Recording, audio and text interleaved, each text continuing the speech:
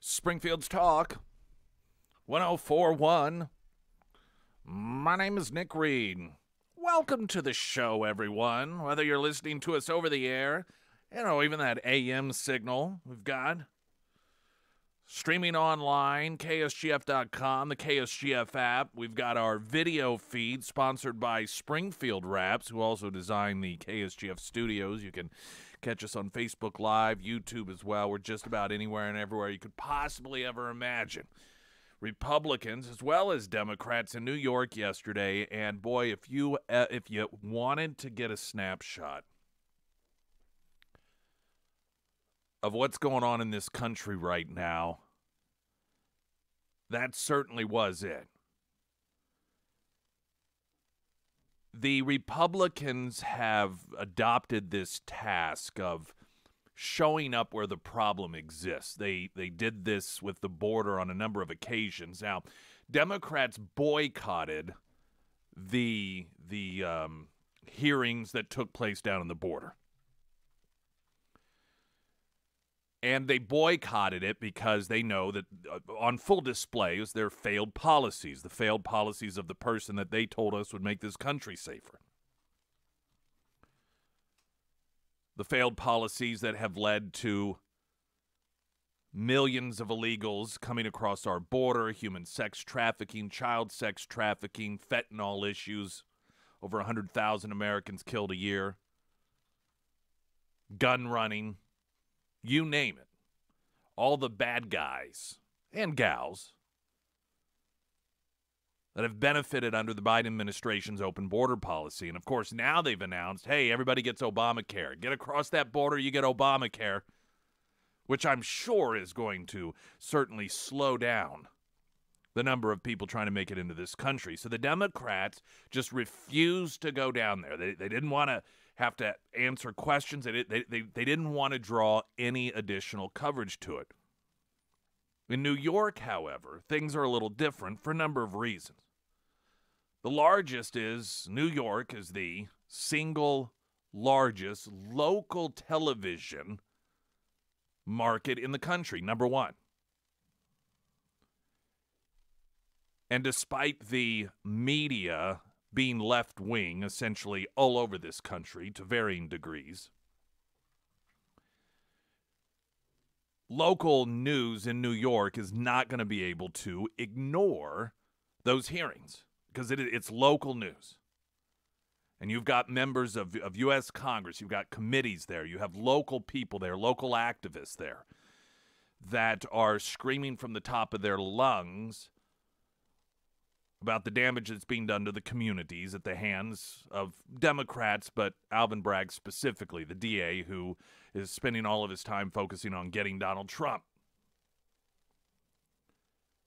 Now, down on the border in Texas, you don't really have the elites. They're not worried about local television coverage there. That doesn't matter to them. So if they don't show up in the local television down around Brownsville, Texas, or wherever it may be, they're not going to even if they do cover it. Who cares? No big whoop. But what in New York, it's much more of what you can't not show up for that. However, they showed up in tremendous fashion. And we're going to play audio later in the program. I'm sure you've heard some of it.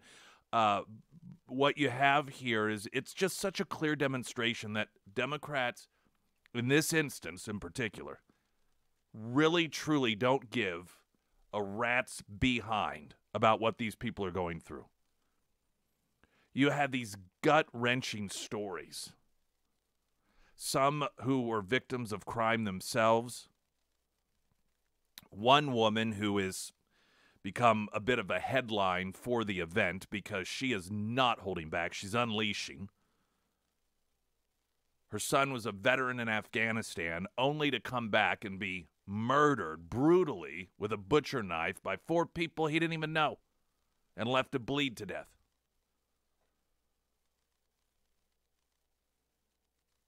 You have stories of those from law enforcement. You had a father, a Jewish father, whose son was attacked in an anti-Semitic attack. And then when the Democrats have an opportunity to address it, they talk about Donald Trump and how all of those people were just pawns. pawns in a game to protect Donald Trump. Re-victimizing these individuals. The Democrat Party really is demonstrating itself to almost be soulless. We're going to have some of that audio coming up in the program. Of course, any of the show that you miss, we do have that on-demand section with the KSGF app and KSGF.com. Jason Ryman now with news.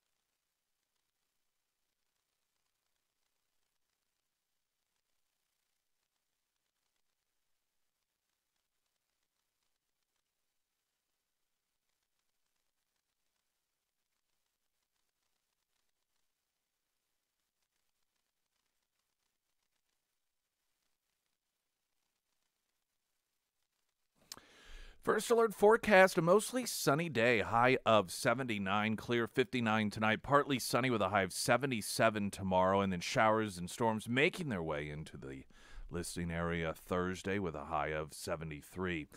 Donald Trump Jr., along with some establishment Republicans, are getting called out and criticized by the base for asking them to back off of Bud Light. Let up on him just a little bit, guys. Meanwhile, Democrats are, they posted, there's a photo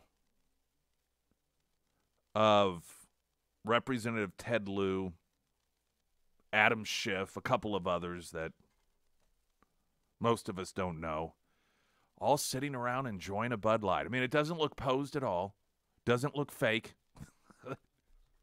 As if any of these people, you think about how elite, we're talking about California Democrats.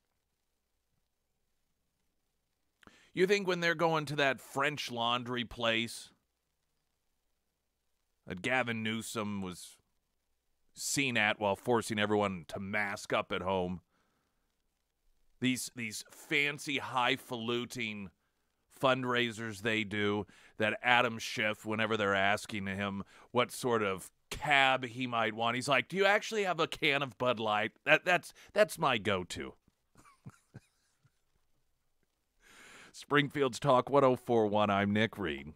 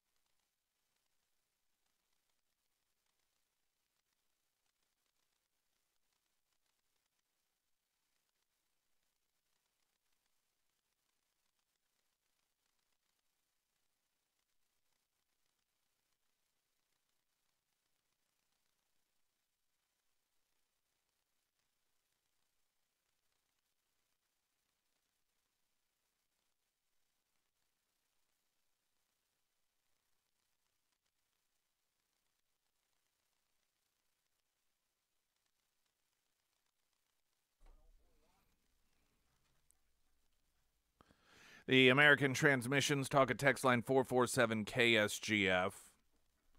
Trump Jr., GOP under fire for going soft on Bud Light boycotts. No interest in pushing back. Critics slamming a powerful GOP committee. And Donald Trump Jr., after apparent attempts to squelch widespread boycotts of Bud Light over its partnership with transgender activist Dylan Mulvaney.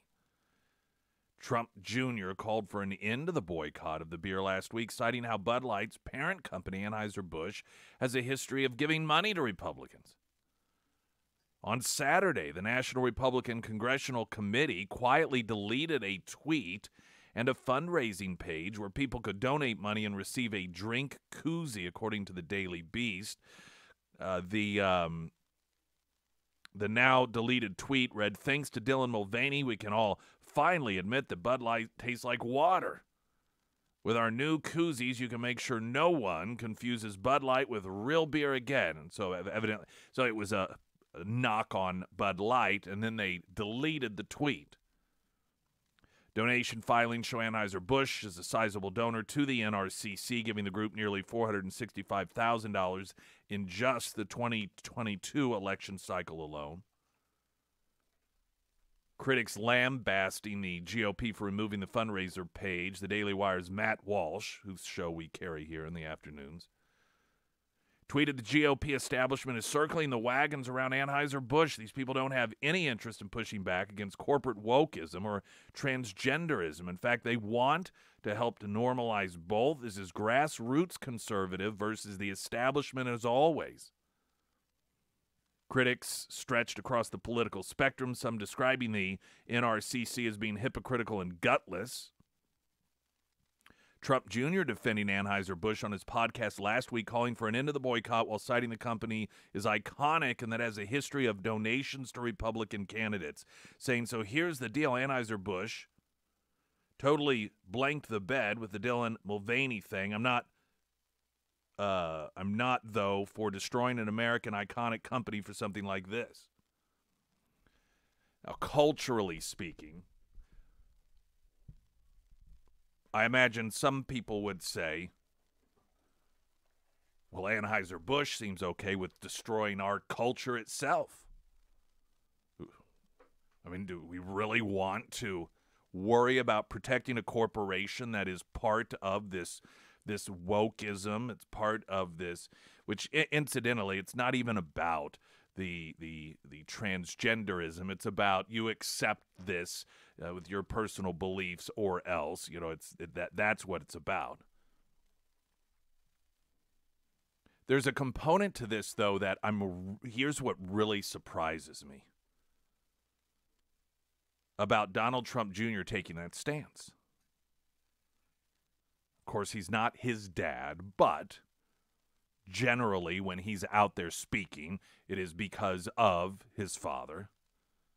They are generally on the same page. I think most people, when they hear Donald Trump Jr. speaking, they think of it as a position of Trump campaign, Trump world. One of the big selling points for Donald Trump that many people, many supporters like about him, and that he even himself presented himself as being somebody who, because he is independently wealthy, cannot be controlled by corporations. And that was just one of the big selling points. Nobody can buy. I mean, that was fully recognized. It was one of the reasons, that video leaked out of a university somewhere in China, Beijing or otherwise, during the campaign in which they were talking, somebody talking to students about international relations or China's place in the world, and how Biden, they wanted Biden to become president because he was controlled by Wall Street, and China controls Wall Street. And Donald Trump is not controlled by Wall Street, and so they had no control over him. And this appeal from Trump world to back off of a big corporation, specifically citing the fact that, well, they give Republicans a lot of money. That really, really flies in the face of one of the characteristics that drew a lot of people to Trump world, was the fact that they felt that he wasn't going to, or his world would not defend corporations simply because they gave money. And to have Donald Trump Jr. come out and say it, it's just very surprising to me. This is the sort of thing that is not going to be remembered. Then, I mean, Lord only knows what the next thing is going to be, culturally or otherwise, that everybody is discussing. But I just thought it was a really out-of-step position for someone for Trump world to take, given the big draw to Trump for so many people being that he could not be controlled by corporations simply because they had all that money. And for Trump Jr. to say that just seemed out of step. In a cringe display, Democrats prepared to enjoy Bud Light. So it's a this actually sums all of this up so nicely. You've got these 4 members of Congress. They're California House Democrats. Representative Ted Lieu, Mark Takano, Judy Chu, and Adam Schiff. And they're sitting there, and frankly, most of them don't look as if... Have you seen the photo, Sarah? By the way, have you seen the photo? I mean, it's not like this glaringly horrific photo. You could, it looks like clip art. It looks like the really fake, here's a person in a lab looking at a vial, or, here's somebody doing this job at a factory, and it just seems posed and fake. Oh, yeah, it does. Doesn't it? It just... It looks like some of them have never even held a bottle of beer before, doesn't it? Oddly, it looks like they were all told, "Okay, everybody, let's fake laugh. Yep. 1, 2, 3. Okay, I got it." I mean, it reminds me of that video that Elizabeth Warren shot in her home that time, where she stopped halfway through and asked her husband to get her a beer. It's like, oh my gosh. Really relating to the common man now. Does anyone honestly believe that any of these members of Congress even like Bud Light? I'd be surprised if they even... You notice none of them in that photo are drinking it. They're just holding the bottles. I don't know. There may be some photos or videos of them actually drinking it.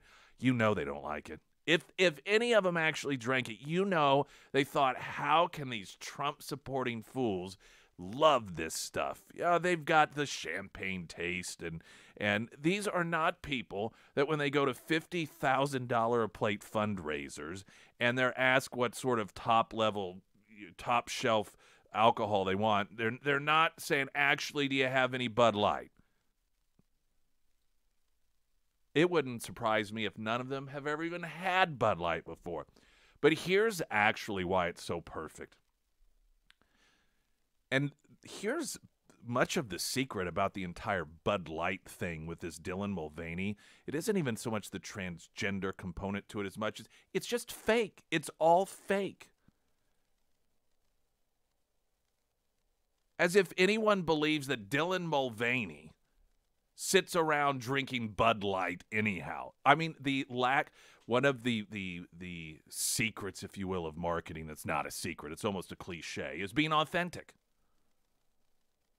Is being true, being real. People feel like you're fake. It's a turnoff. If they feel as if you're being fake, it's a tune-out because people sense that I'm just being marketed to. This is some cynical ploy from a bunch of marketing people who are trying to figure out whom it is that they should try to appeal to. There's nothing authentic about it. And it's one of the recoil factors of all of this, including the Dylan Mulvaney, is that nobody believes that anything about that was authentic at all. And so to have those 4 highfalutin elite Democrats standing around pretending that they're all drinking Bud Light, it's just a perfect bit of icing on the cake.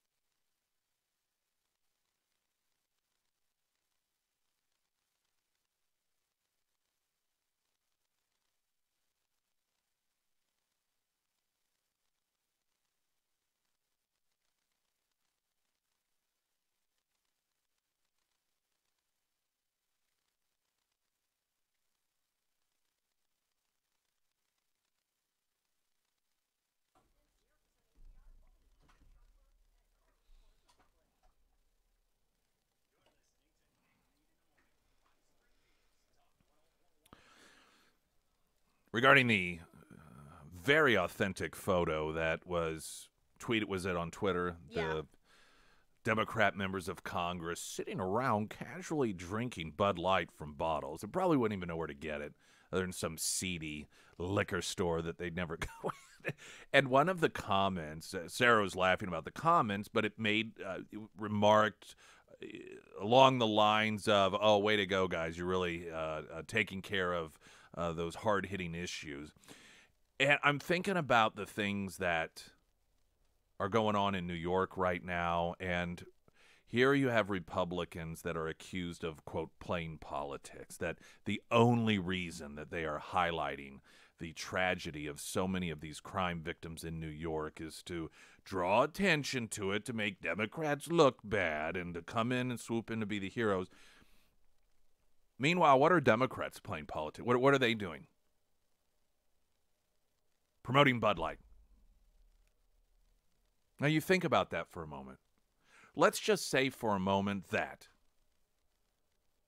these instances equally are instances of playing politics. Which do you think is more worthwhile? Which has a potential outcome that's most beneficial?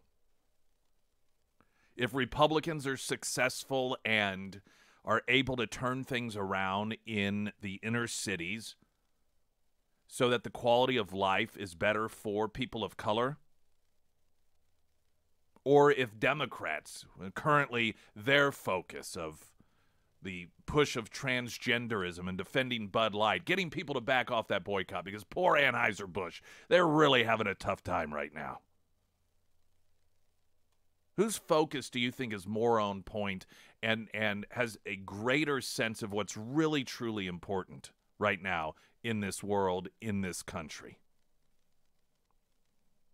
Traffic update. I'm Nick Reed.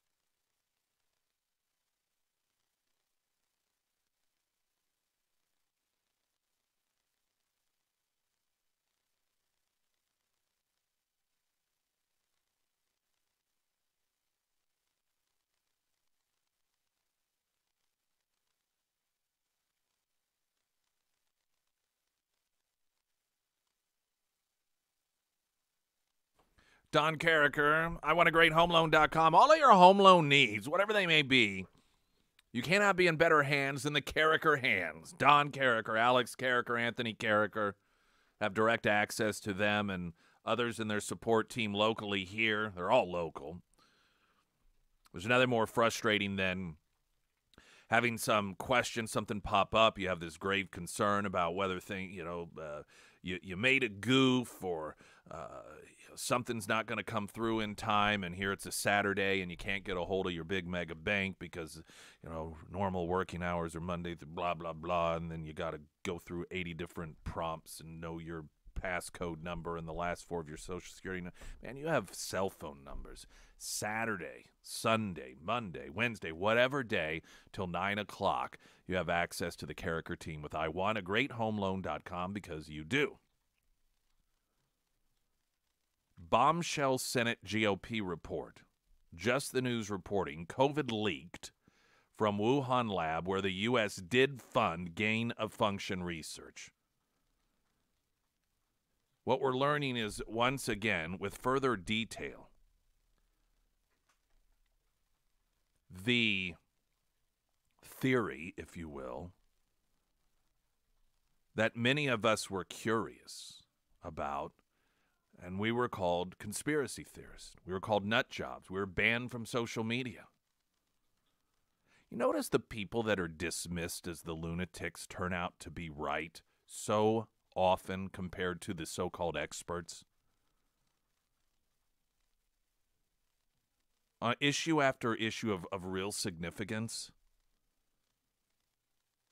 You have the experts, you have the Faucis in the context of COVID. You've got all these people, whether it's national or local, they're just trotted out. Well, this is the head of this department or that department, so that means you must listen to them. If not, you're going to be responsible for people dying because you're an idiot and you think that arbitrarily being 6 foot away from somebody isn't going to stop the spread. You don't believe in masks. You're some sort of lunatic fringe nut job.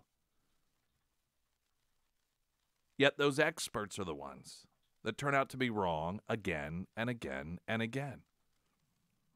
And incidentally, should it not concern us that they are not then removed from their positions?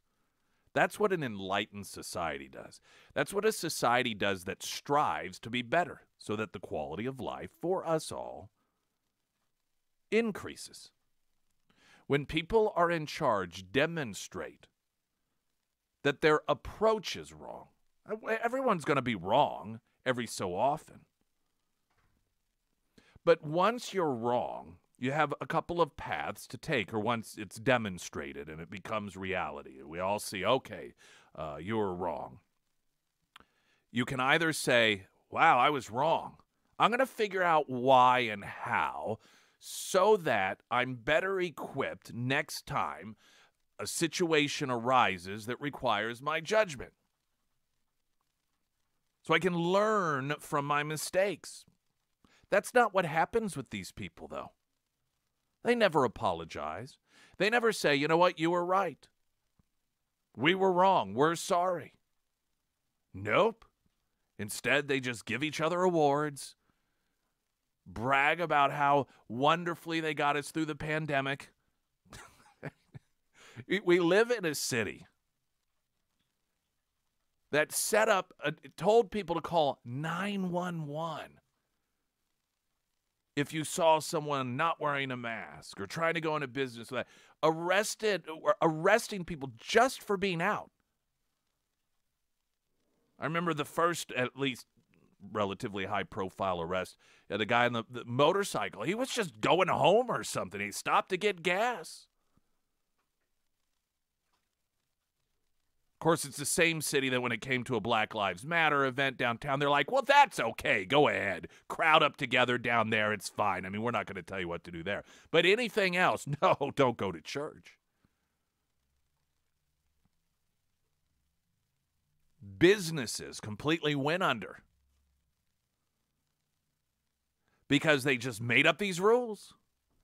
Well, you have to be this far apart, and if you're this square footage. And they were nutty. There was no better example of it illustrated than the news coverage of Just for Him that was trying desperately to abide by these Kafka-esque rules that the city and the county made up. And every department they called told them something totally different.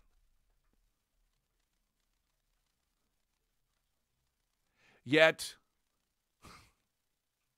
the elections that just took place recently, we were all subject to campaign ads telling us how wonderful Mayor McCheese did leading us through all of that. I mean, it was incredible. We were just the shining example of how it should have been done. I'm sure the business owners that lost their livelihood because of such leadership may have had a bit of disagreement on that. So no apologies. No, hey, we made mistake. We were wrong. We're sorry. I mean, I remember these stories of some places that weren't abiding by these dictates because they actually had logical questions that turned out to be questions that were rooted in truth, we would later learn, regarding masks and the 6 foot and so forth and vaccines. Public flogging of some of these people. One of the local, you may recall, establishments where people would get their hair, I don't know whether it was a guy place, girl place, or both, had to shut down because they were receiving threats from people who were getting so whipped into a frenzy by the so-called experts in the city and the county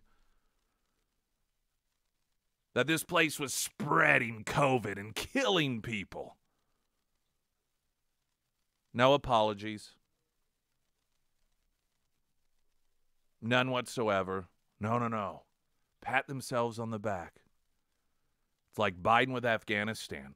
We did we're so proud of ourselves. We did absolutely wonderful. The arrogance, the lack of humility. And all along, there were those of us that thought this Wuhan lab thing, well, you're xenophobic. You're going to cause Asian hate crimes to skyrocket for saying such things. Kansas Republican Senator Roger Marshall is warning that a new virus could break out of China and cause another worldwide pandemic as he releases Muddy Waters, a comprehensive new report on the origins of the COVID-19 pandemic. The ranking member of the Health, Education, Labor, and Pension Committee and staff reviewed more than 50,000 documents for its report. They found that the COVID-19 virus was created in a lab. And the outbreak was likely the result of, actually, they found 2 unintentional lab leaks. Marshall said during a briefing with reporters ahead of the release of the report, this report concludes, most likely, that it was actually 2 leaks. The possibility of a lab leak in the September-October 2019 timeframe, or even as early as July or August, was followed by vaccine development in November of 2019, and then another lab leak seems to be the most sensible explanation in this retrospective review.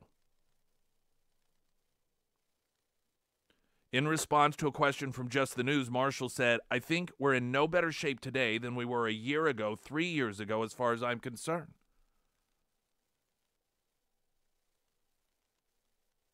And, of course, why would we be? When, again, the people in charge refuse to ever acknowledge they're wrong. This is part of the problem when you have arrogant people in charge with no humility, no shame. They absolutely refuse to better themselves by acknowledging when they were wrong. Which means you're going to have the same wall of arrogance, the blinders on.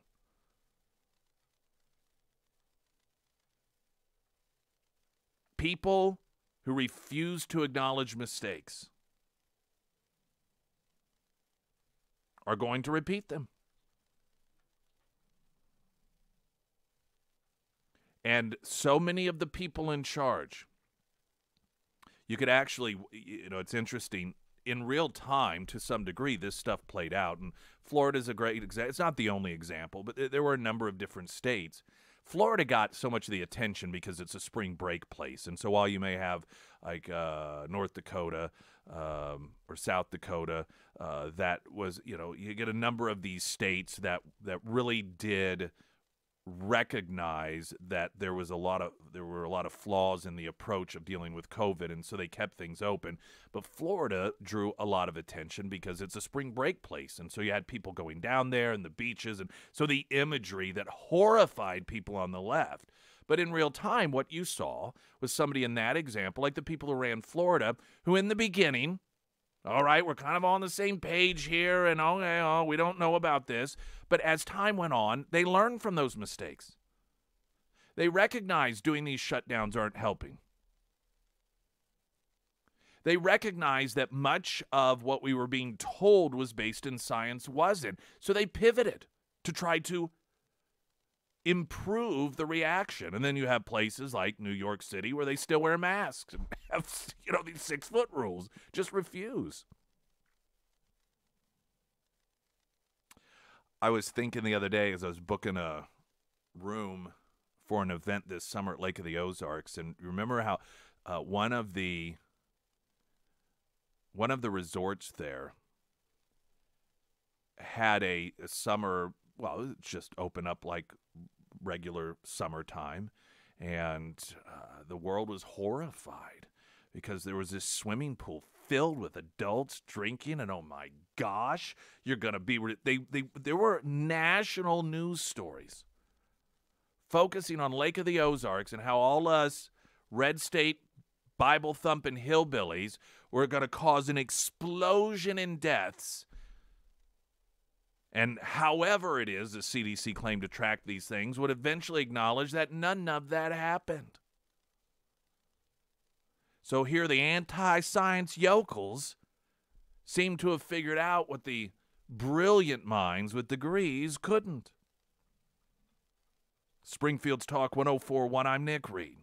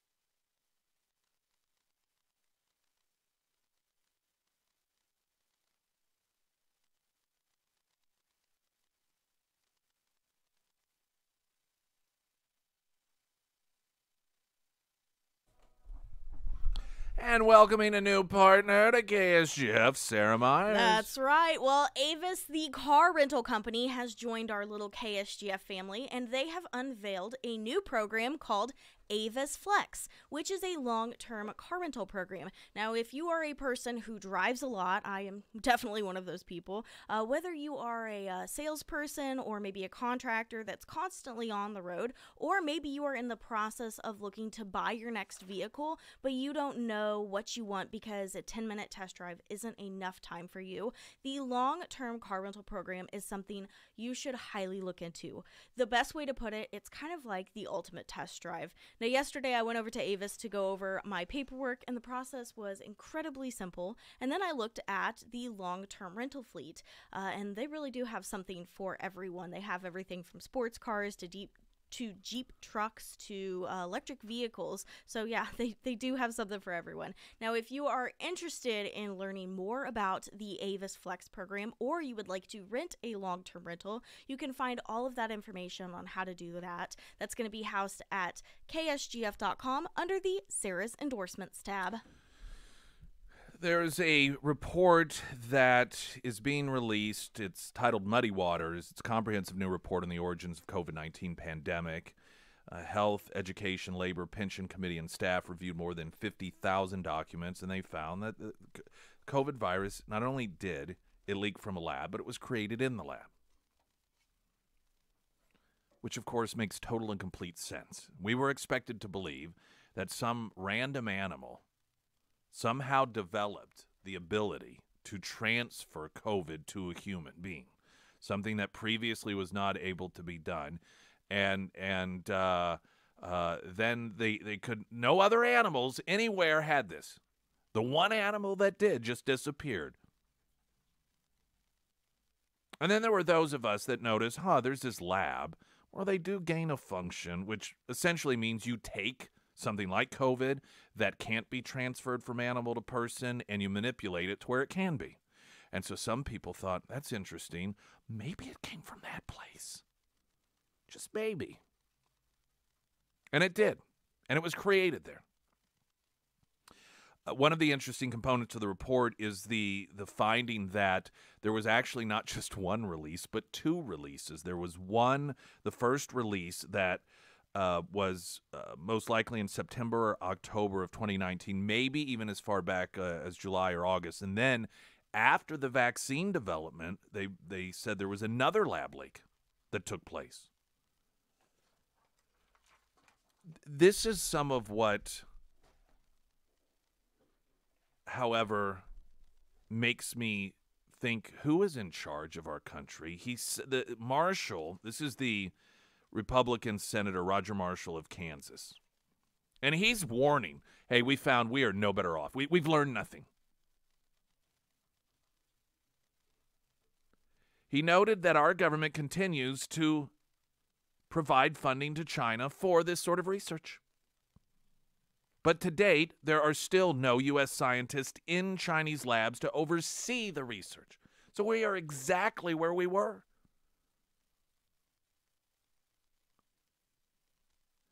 Quote, if we're funding it, then they need to conform to our rules, and we need American boots on the ground, he said, referring to China. When asked if he plans to introduce legislation that requires the Chinese government to allow U.S. scientists to be present in the labs that receive U.S. government funding, Marshall said this is something that's currently in the works. You'd think that this was a country that wasn't one of our biggest enemies. What madness? How is this? Why are we even funding this? China, this is a country that has very deliberately been attacking the United States in a number of different ways. Fentanyl through the border, propaganda through sports and entertainment, infiltrating college campuses by funding them to the tune of tens or hundreds of millions of dollars. Something that we've known, and they finally arrested a couple people. We actually have been allowing them, and I say allowing them because even yesterday a Democratic congresswoman admitted we've known it for some time. They have been running secret police in the United States. They have their own police force. The Communist Chinese government has their own police force in the United States. And what's interesting is a hell of a lot more effective than our own law enforcement is allowed to be. They're primarily used to keep track of people from China here in the United States.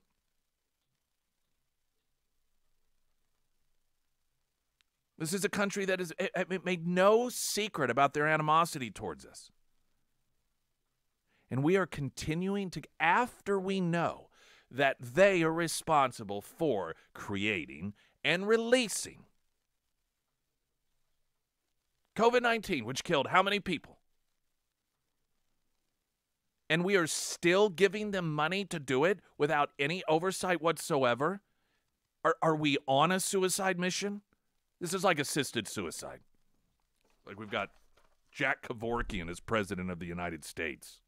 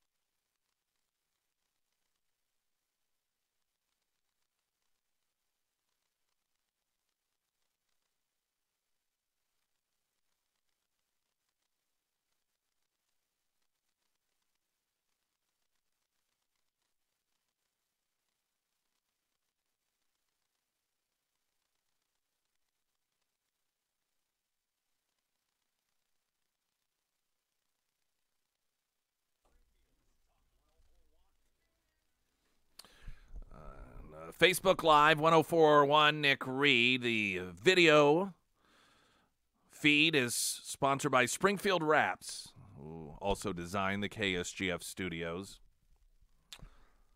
Friday, we will have our Friday Road Show at Scramblers. Just a heads up. I know you probably knew that, but that's sponsored by Affordable Towing. We'd love for you to come out and join us. We've got news in 60 seconds.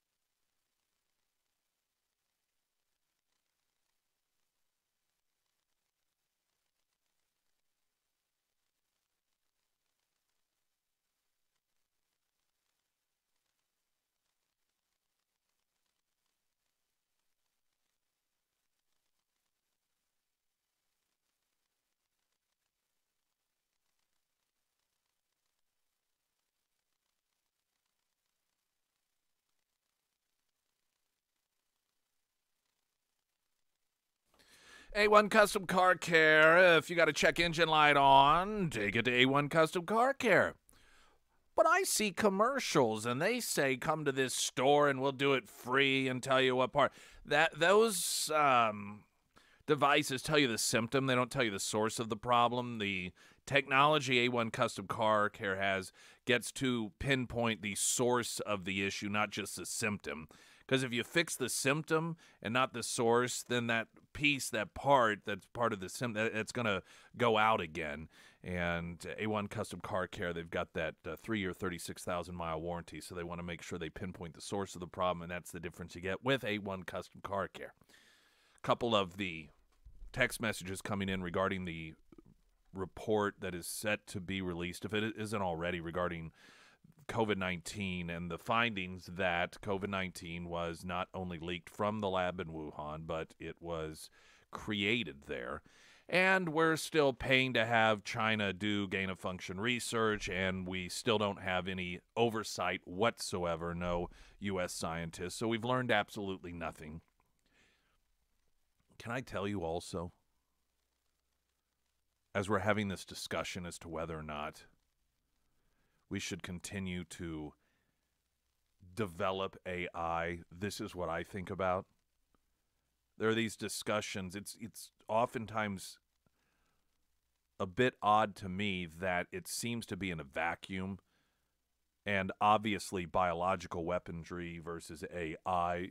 To a degree, you're talking about different things, but, you know, we have seen what can happen when we are working on things like this, and they escape.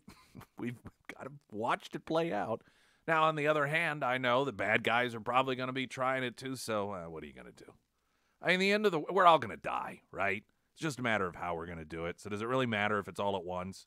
Does it really matter if it boils down to one day we wake up and our Zumbas are chasing us around the house, or whether it's, you know, giant Terminator style, whatever it is? We're all going to go at some point. A couple of the text messages on the American Transmissions talk and text line saying, why are we still getting all of our products made in China if they're doing all this stuff? Would we let Russia build all our products like this? How about Iran? Well, and to make matters worse, what are the single most important elements to a functioning society? Energy, transportation. And the EV push is putting us under virtual complete control of the Communist Chinese. Because while the administration and the Democrat Party and the media claim that going to EVs will help us be self-sustaining and not rely on parts of the world, and they point to Russia and oil so often. But the vast majority, around 80% of EV production, is controlled by China. So we're putting our transportation reliance on communist China. Regarding the city of Springfield, I was talking about how it is these experts, the so-called experts, whether it's somebody like Fauci or I reflected on the last election, and we saw Mayor McCheese and his reelection campaign. Part of the campaign theme was how brilliantly he guided us all through the pandemic. And I was like, I seem to remember some things that we could have used an apology for. One of you remembered Springfield said you couldn't buy sunscreen. And I work outside for the school. I was an essential employee. Oh, yeah, remember that? There were all these random things that the brilliant minds decided, yeah, sunscreen. Remember seeds were one of them? You couldn't buy seeds? Of course, the people who would make those decisions, they would tell you, well, that's what the experts told me. Oh, okay. Didn't matter that it made no sense whatsoever. A Moscow court yesterday sentenced outspoken Kremlin critic Vladimir Kara-Murza to 25 years in prison for treason and other offenses that he denied, making it the harshest punishment issued in such a case since Russia invaded Ukraine in February of 2022. The 41-year-old father of three served as an opposition politician and spent years speaking out against Vladimir Putin. State prosecutors accused Kara-Murza of treason and discrediting the Russian military after he criticized the country's invasion of Ukraine. He told CNN in an interview broadcast hours before his arrest in Russia, or that Russia, was run by a regime of murderers who were bombing civilians in Ukraine. Moscow rejected the allegations, and so they prosecuted him for treason, and they've sentenced him to 25 years in prison. I want you to think about that for a moment. Putin's Russia, political opposition to Putin. So Putin does what Putin does. Prosecute him for that. That's treason, 25 years. Compare that to the fact that Alan Bragg is seeking 136 years in prison for Trump. For clerical inaccuracies. In Putin's Russia, which most of us recognize is not a free country, but operates as a dictatorship, what is being noted as the harshest punishment for a political critic, 25 years in prison, and Democrats are going for 136 years for Donald Trump. I mean, Putin must sit back and be somewhat impressed by the Democrat Party. Jason Ryman now with the latest news update.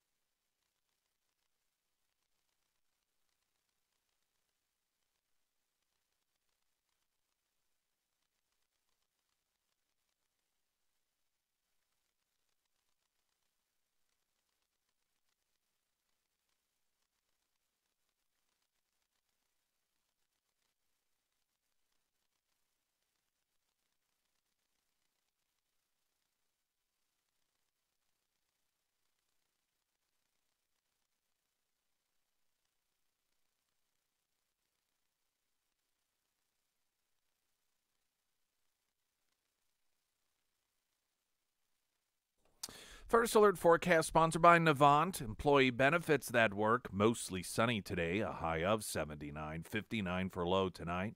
Tomorrow, partly sunny, 77, and showers and storms on Thursday with a high of 73.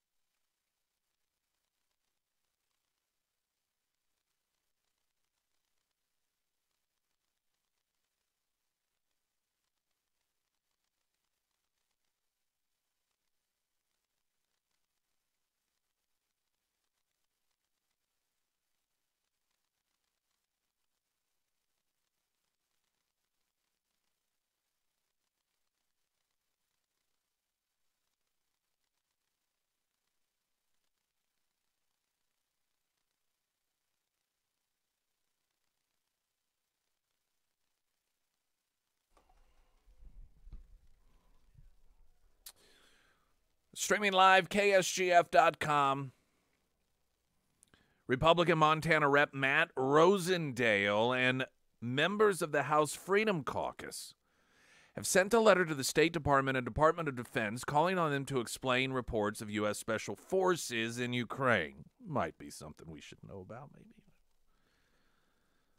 The Daily Caller first obtained the letter to Secretary of State Antony Blinken and Defense Secretary Lloyd Austin, in which Rosendale and 6 other House Republicans on the Freedom Caucus call for answers to a number of questions regarding reports of U.S. military personnel in Ukraine, such as how many are there, why Congress was not notified, specifics about what the U.S. troops are doing there, and more. Rosendale told the Daily Caller before sending the letters the Biden administration has an alarming trend of overreaching and a lack of transparency when it comes to our national security. The Constitution is clear that only Congress can declare war. The American people deserve answers regarding the presence of U.S. Special Forces in Ukraine. Now, Congress has, in fairness here to history, not seemed too bothered by allowing that responsibility to some degree to rest in the hands of the executive branch, given that it's been since World War II that there actually has been a declaration of war. I happen to believe it's largely, and this is human nature, because it absolves them of responsibility. If a war goes well, they can cheer it on, we support it, wear a ribbon. If things go poorly, you can complain, hey, the president doesn't have authority to do this. We demand answers. So here are the questions that are asked in the letter. And that's not to say these aren't valid questions, or that maybe Congress should go back to the good old days of accepting their responsibilities when it comes to declarations of war. And, you know, what is war? I mean, I guess technically you could say we're not officially at war at any given moment. I mean, I guess we weren't officially at war in Iraq or Afghanistan or Vietnam. So here are the questions asked in the letter. Exactly how many U.S. military personnel are currently operating in Ukraine? How many of those are U.S. Special Forces? Does the administration have any plans to add or draw back U.S. personnel in Ukraine? How long have U.S. military personnel and U.S. forces been operating in Ukraine? What, if any, explicit authorization did Congress provide the administration for placing U.S. Special Forces in Ukraine? Why was Congress not notified of U.S. Special Forces in Ukraine? Why did the administration plan on when did the administration plan on informing Congress that U.S. Special Forces are in Ukraine? What exactly are U.S. troops in Ukraine doing? Are they engaged in any warfare or training of Ukrainian personnel? Now, earlier in April, National Security Council spokesman John Kirby admitted that there was a small, in his terms, small U.S. military presence. And what the heck does that mean? I mean, small compared to what? In November, it was reported that U.S. had troops in Ukraine working on inspections and monitoring the final destination of U.S.-provided weapons. The other Freedom Caucus members who signed the letter include Florida Rep. Anna Paulin Luna, Pennsylvania Rep. Scott Perry, Virginia Rep. Bob Good, Arizona Rep. Eli Crane, Florida Rep. Matt Gaetz. A State Department spokesman responded to an inquiry about the letter in the Daily Caller saying, quote, as a general matter, we do not comment on communications with Congress. The caller contacted the DOD about the letter in which it did not immediately respond. I suspect they're not going to. Here's the thing about this administration.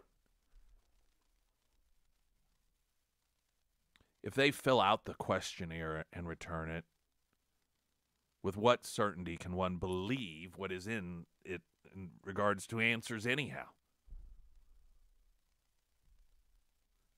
This is the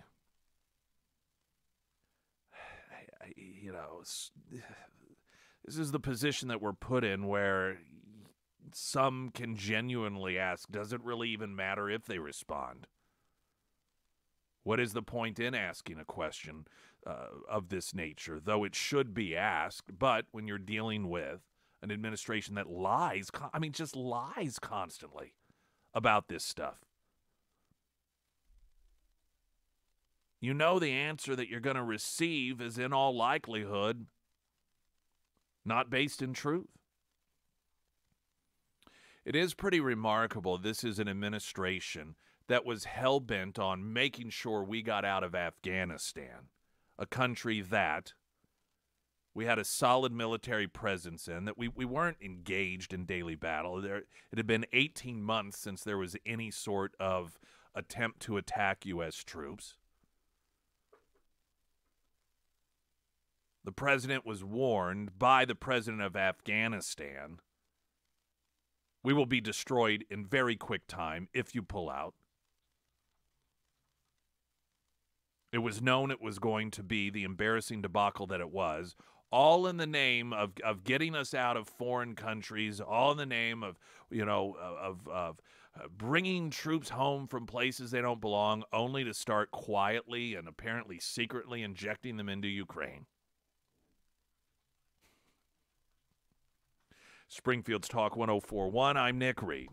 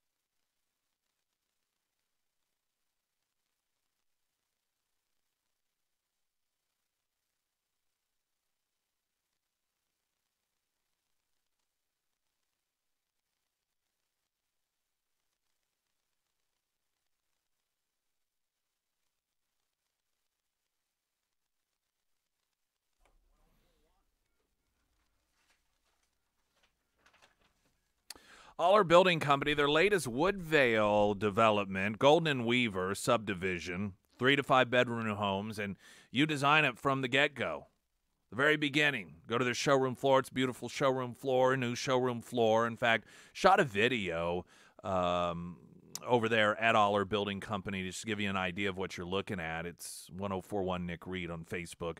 And within a couple hours to as much time as you need in order to plan out exactly what your home is going to look like from inside out. That way no remodeling is necessary. It's for folks who don't want to do the remodeling. You just want it brand new from the get-go.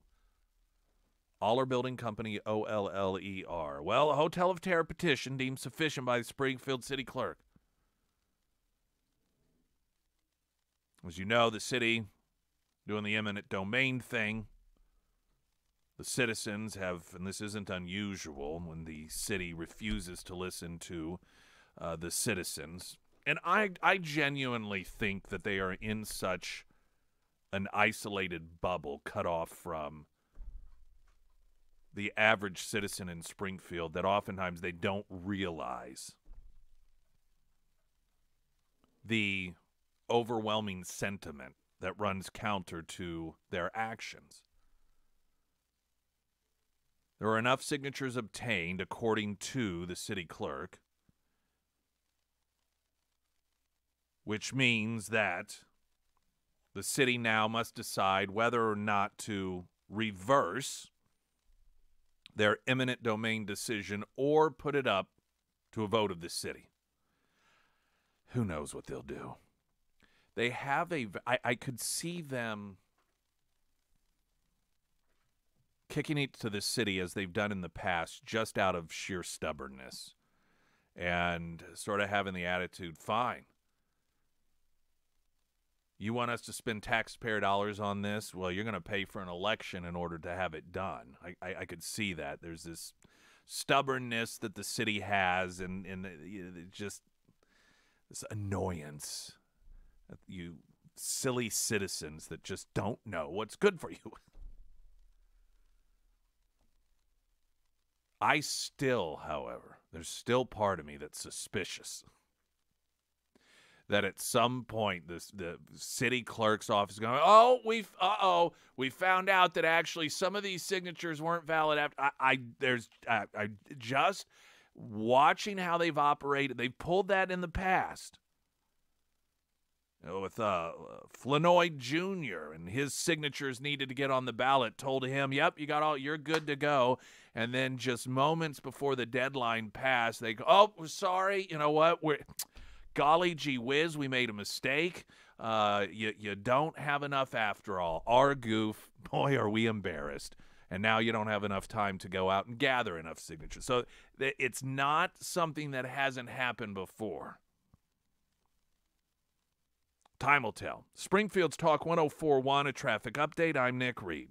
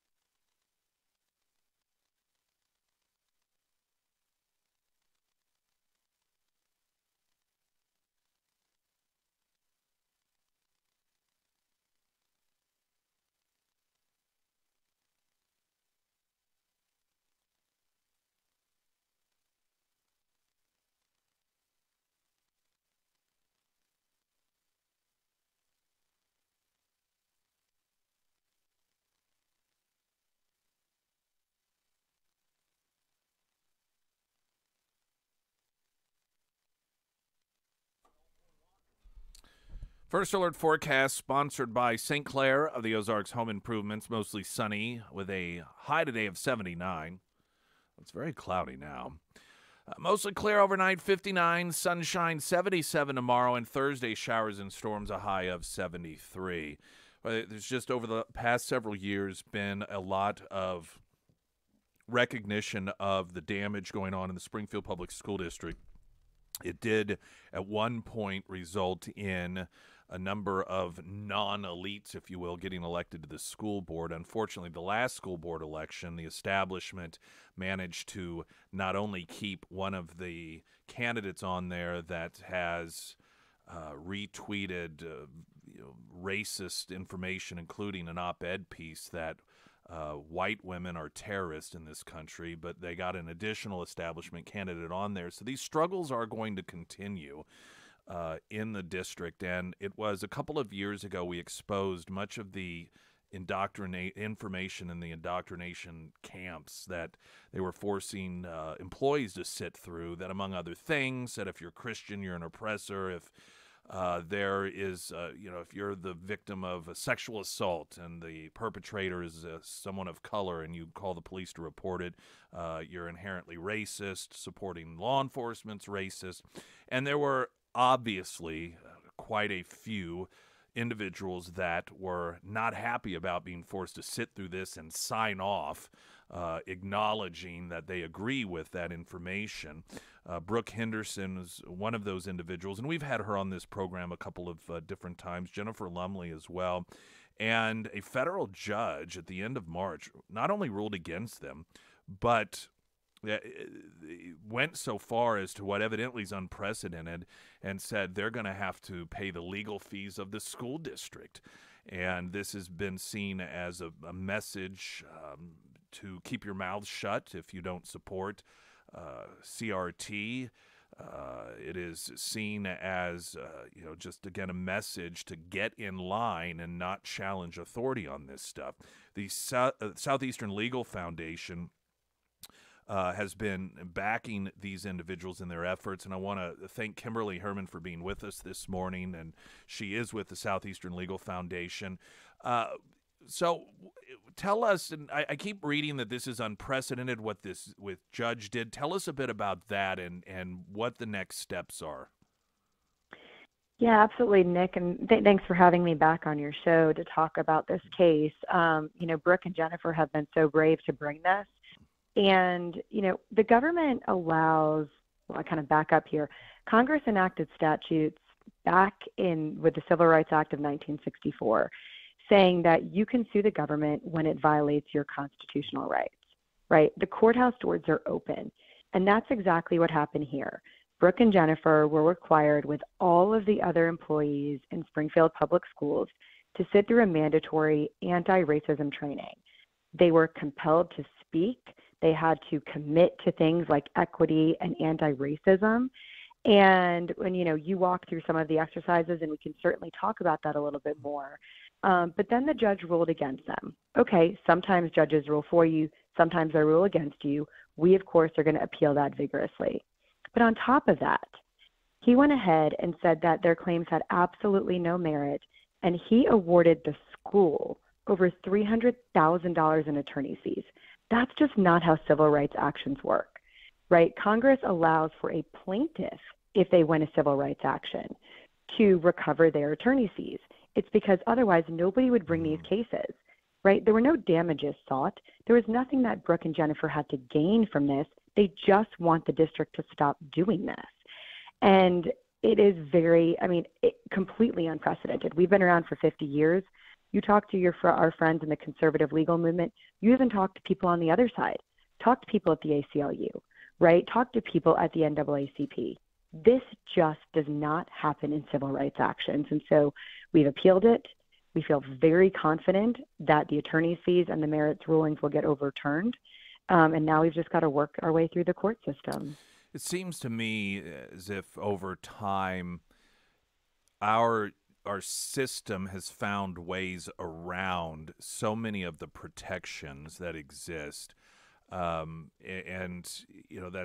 extremely bothersome. For example, we're supposed to be innocent until proven guilty, but it almost seems as if the justice system today oftentimes makes the process punitive in and of itself. So even if you aren't found guilty, if you are on the defendant end of things, particularly in a political context, they will destroy you anyhow.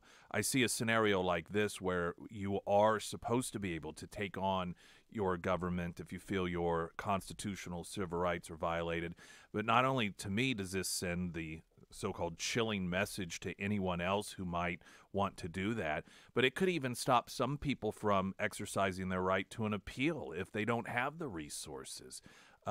It just seems that more and more some of the very basic tenets of what made our judicial system above so many others since the beginning of time are essentially being worked around.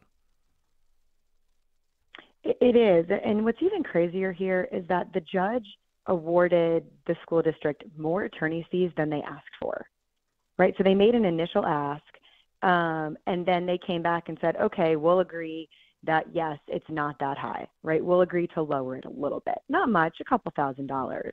He went ahead and ignored the fact that they said that they were lowering the amount that they were asking for, and he gave them the original amount. I mean, that in of itself is unprecedented. And, the school district didn't initially seek these fees. He invited them to file the motion. I mean, it's a very, very clear message. If you are going to stand up and if you are going to bring lawsuits against your school districts, that you are going to be penalized. We've got moms throughout the country that are being subpoenaed for records.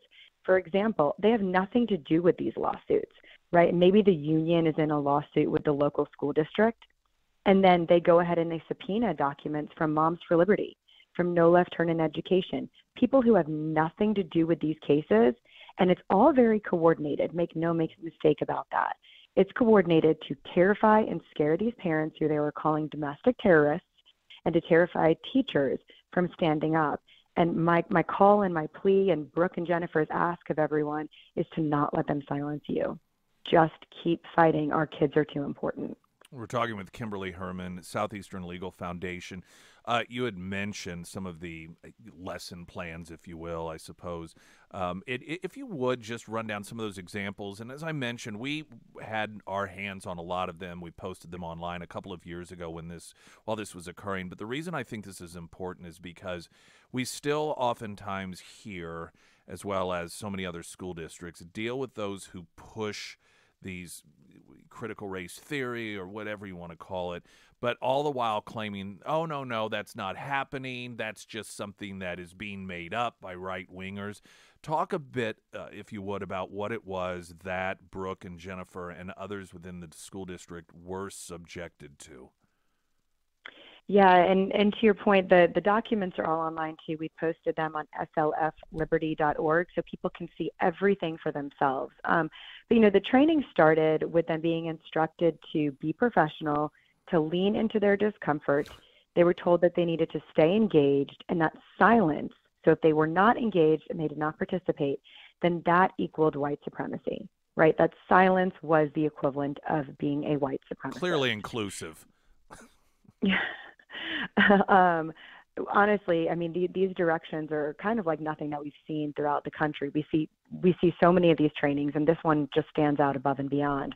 But in the training, they were shown things like the George Floyd video, and then they had to sit and they had to discuss it.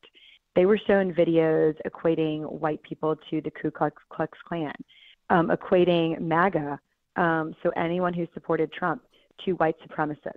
They were shown oppression matrices that said just by being white, you were an oppressor and you were privileged, and that just by being black, you were a victim and you were oppressed. They were told that color blindness is the equivalent of white supremacy.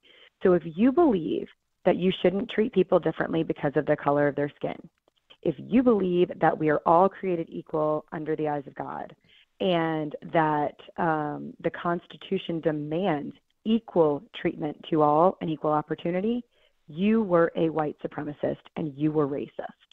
It has completely turned the concept of racism on its head. It's completely turned the concept of equal opportunity in our Constitution on its head. They had to break up into small groups. They had to discuss this. And then when they dared speak their mind and say, look, I come from poverty. I come from a background, a broken home where I'm not privileged. They were told, no, because you are white, you are privileged. And they were ridiculed. Specifically, Ms. Lumley was ridiculed, she was shamed, and she was forced back into silence. The list goes on and on of what they had to do. But at the end of the day, the message was very clear. Either accept our view and go out and be political and social advocates. They were told that this needs to go beyond the training and that they were to be social and political advocates, or be quiet and do not say your opinion because we just don't agree with you. Well, and this is part of the dishonest approach. They oftentimes couch it as, having difficult discussions. No, this is telling people their place. This is telling people this is what, it's not open for discussion. This is what you will believe. We're talking with Kimberly Herman, the Southeastern Legal Foundation, regarding the ruling on March 31st against two of the employees at the Springfield Public School District and their pushback against this indoctrination. What's the next step?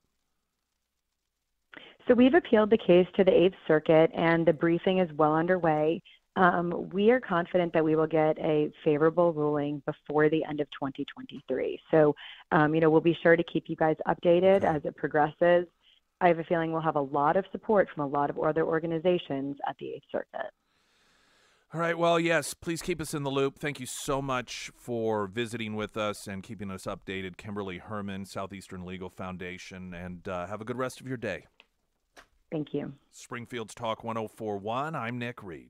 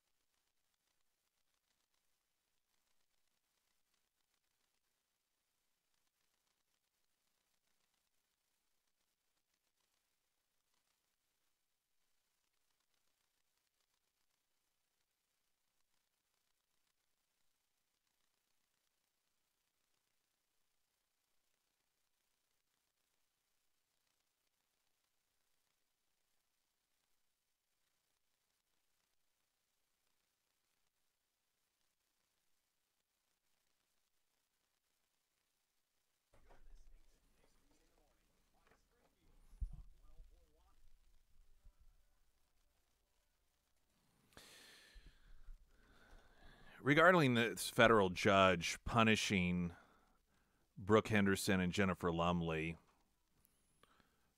because of their lawsuit regarding the political and social indoctrination that they were forced to go through that accused them of being racist and white supremacists in the Springfield Public School District. And the judge ruled that it was a frivolous lawsuit because, well, they didn't lose their jobs because they didn't agree that they were racist. They weren't punished. They just had to sit there and admit, or at least listen to others accuse them of being racist. The judge wrote that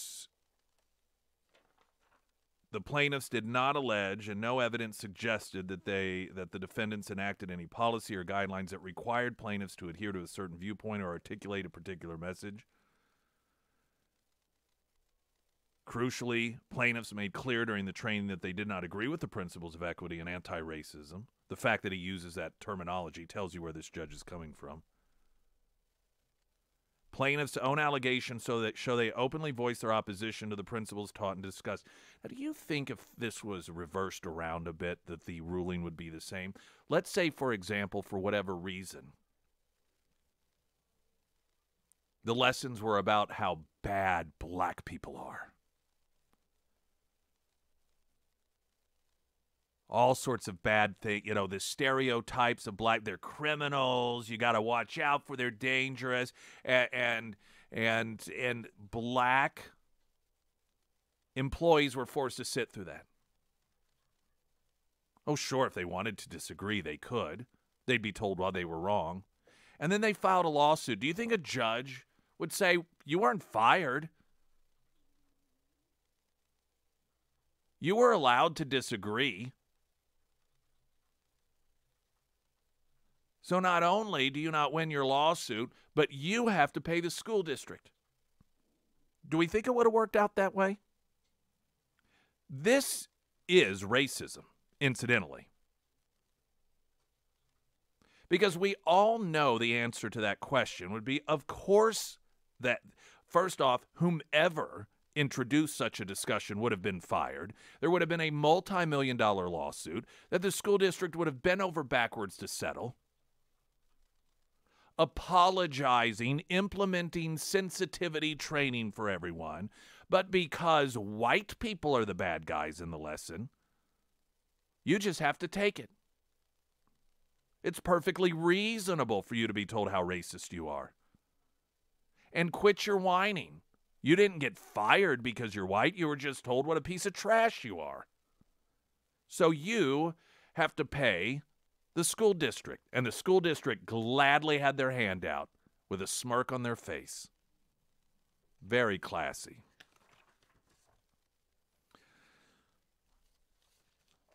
I'm going to jump over to traffic then. Dazed and confused Fetterman returns to Capitol Hill. He's an embarrassment. I don't. If you haven't seen the video of him getting, it's just there's no shame. There's no dignity with some of the. Have a little respect, for Pete's sake. And I suppose one could argue that we shouldn't be so caught up in attire, but for Pete's sakes, come on. Can you at least try and look like you didn't just roll out of the dumpster?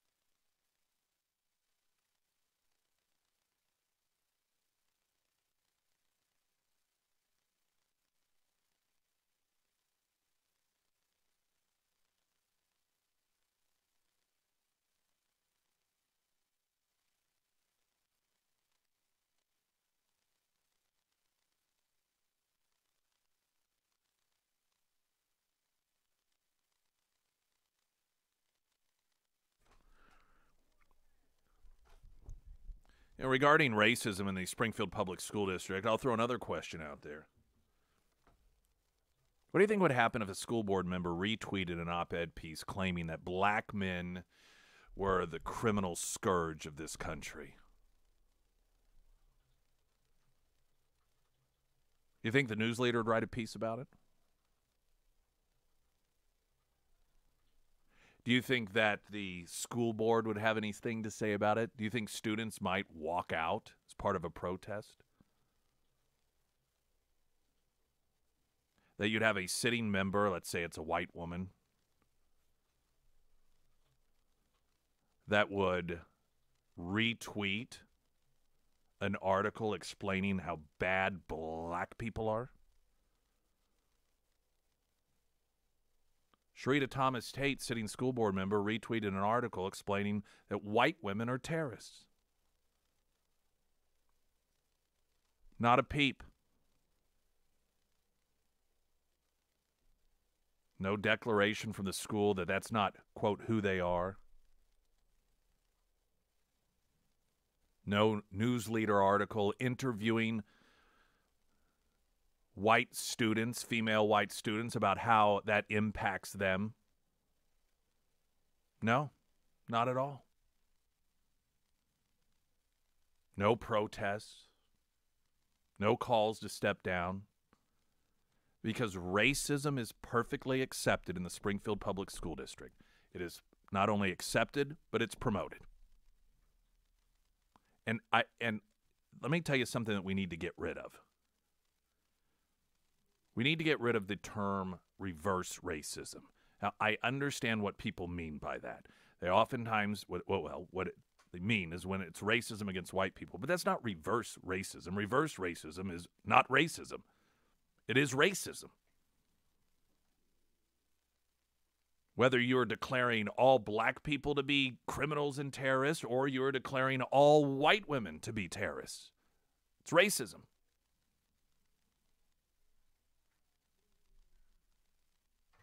And the Springfield Public School District has demonstrated through their silence. Because what is it we've been told about silence when it comes to racism? That being silent means that you are racist? Their silence with such straightforward, unapologetic racism tells you who they are. And it apparently is an embracing bastion of unapologetic racism.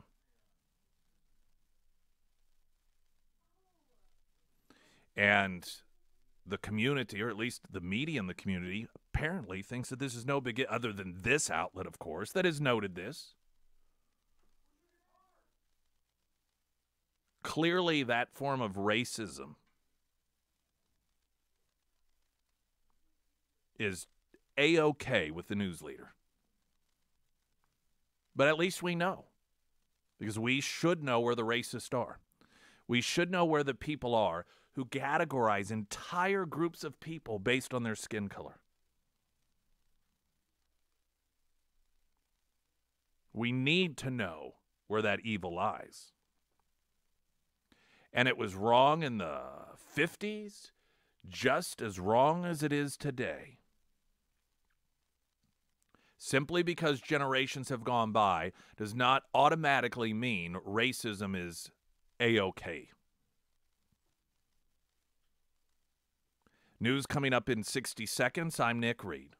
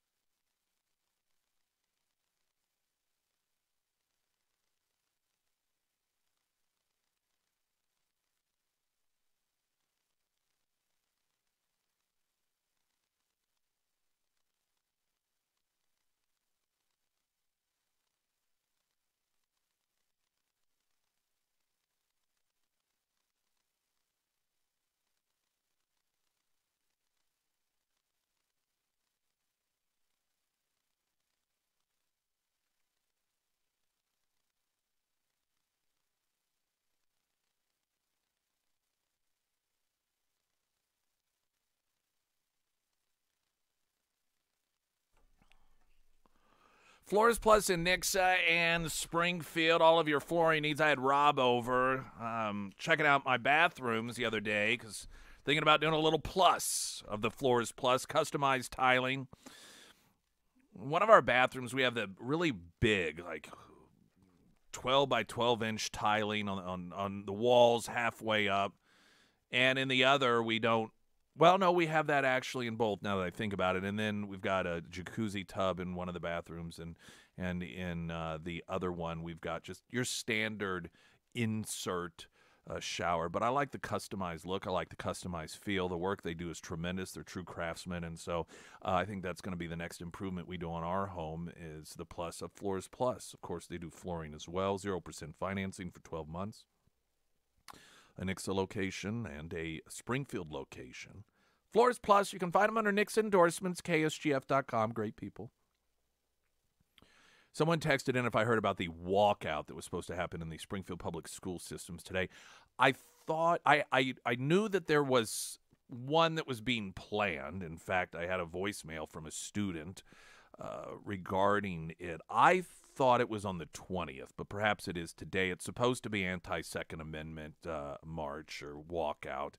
And when these left-wing causes that are generally in violation of some aspect of the Bill of Rights, the administrations always portray it as, hey, we're just letting them exercise their right.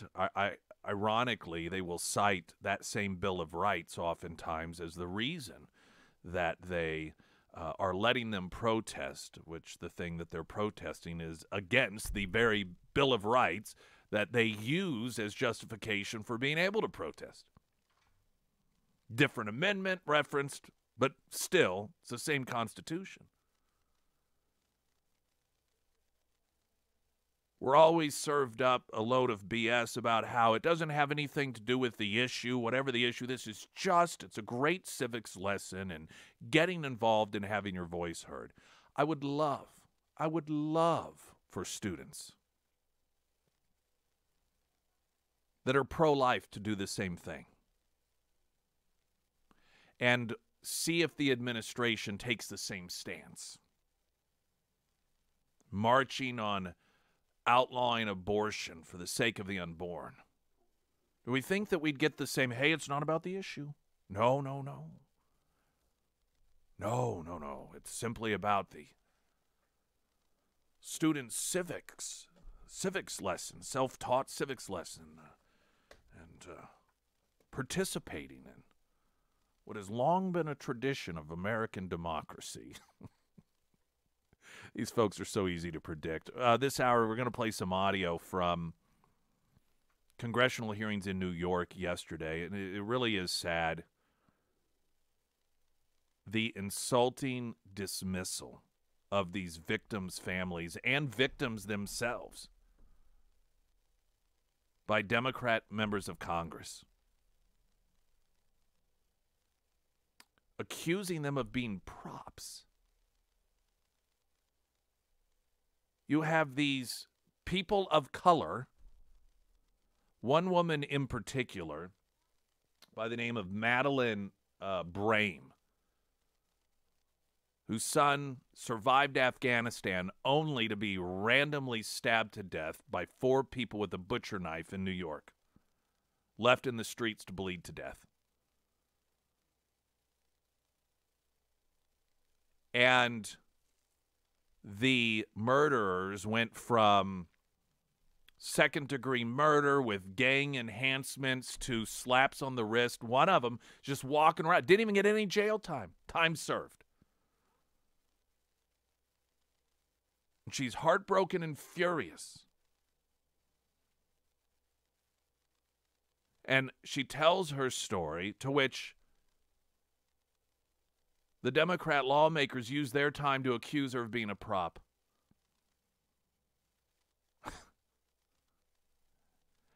The depraved, craven nature of some of these people. Democrat Senator John Fetterman yesterday returned to Capitol Hill looking disheveled and confused after a prolonged absence during which he received treatment for severe depression. Have you ever seen a movie where somebody that is maybe really, really wealthy, and maybe they've been drinking, and they, let's say, hit a homeless person? They don't kill him, but they mess him up. And they don't really want to call police because they've been drinking. But at the same time, they don't want to leave this person suffering in the street. So they get him into their high-end vehicle and then take him to the hospital and just drop him off out front, just open the door and dump him. That was the scene. That was the visual of John Fetterman arriving at the U.S. Capitol yesterday. You have this high-end looking vehicle roll up, a door opens, and a guy wearing dirty tennis shoes, gym shorts, and a hoodie essentially rolls out of the vehicle. Listen, I'm not one of these people that think that dressing up is necessarily everything in the world, but show a little respect for yourself. When you present yourself in a fashion that invites people to instinctively believe that you smell bad, you might want to put just a little effort into it. I mean, you're bald. You don't even have to worry about your hair. There's Jason Rima with the latest news update.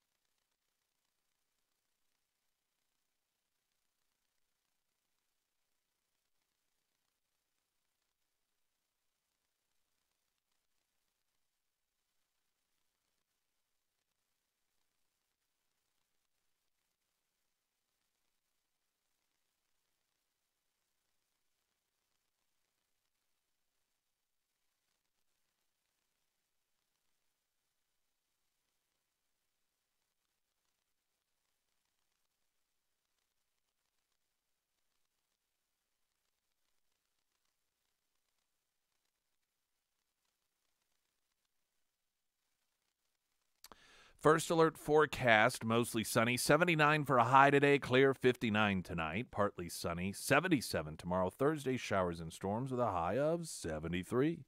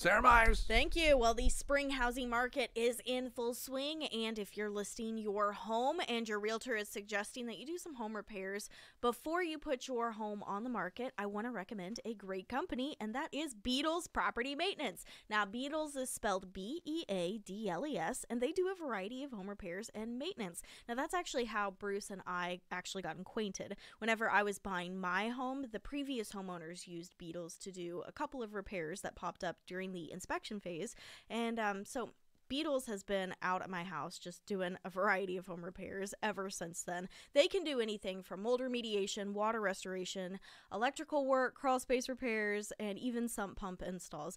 And they're also great at tackling a punch list. So if you are in the process of wanting to sell your home, or maybe you do just have some home repairs that need to be addressed, Beadles Property Maintenance is the company that you can trust. You can find all of their contact information housed at ksgf.com under the Sarah's Endorsements tab. I want to play some audio for you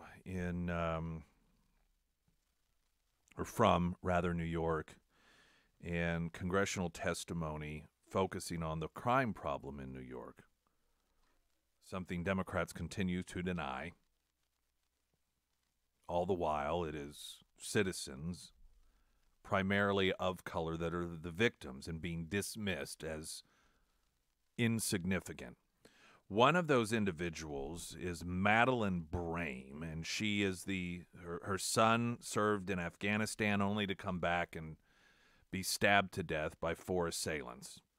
And she is now chairwoman of the Victim Rights Reform Council, and here's some of what she had to say before the committee, which was occupied by Republicans and Democrat lawmakers. Alvin Bragg came into office, he was handed a strong trial-ready murder case and gang assault case against all 4 of these individuals, where this brutal, savage homicide was captured on video. He was handed a strong trial-ready case, ready to go to trial. As soon as he took office, the case immediately began to unravel. He completely dismissed, gang assault and murder indictments against 2 of the defendants, clearly on video, participating in the brutal, savage slaughter of my son. Mary Saunders, the sister involved in the homicide. He dismissed her indictment and recharged her with assault with a shoe and sentenced her to 1 year time served. Travis Stewart dismissed his gang assault and murder indictment and sentenced him to attempted gang assault. And he pled guilty and sentenced him to 7 years. Travis will be out in the next 18 months. Mary Saunders, this savage, is currently walking the streets of Harlem like she didn't just participate in the brutal slaughter of another human being. Home with her family, home with her children. If that's not a threat to public safety, I don't know what is. She's capable at any moment of snapping and attacking someone and holding them while someone else plunges a butcher knife into their body 9 times, and another person 12 times, and then run away and leave their body in the street to bleed to death. This is the type of criminal element that we have walking the streets of New York City on a daily basis. All types of criminal elements, free to do what they want, when they want, however they want, to whomever they want, with no consequences, no deterrents. We have these anti-gang violence, these credible messenger. Millions and billions of our hard-earned tax dollars are going to fund these organizations that are doing absolutely nothing to deter this crime. They're doing absolutely nothing. And I propose not another dime of our federal tax dollars be pumped into these organizations until they can produce some measurable outcomes of effectiveness of what they're doing with our tax dollars.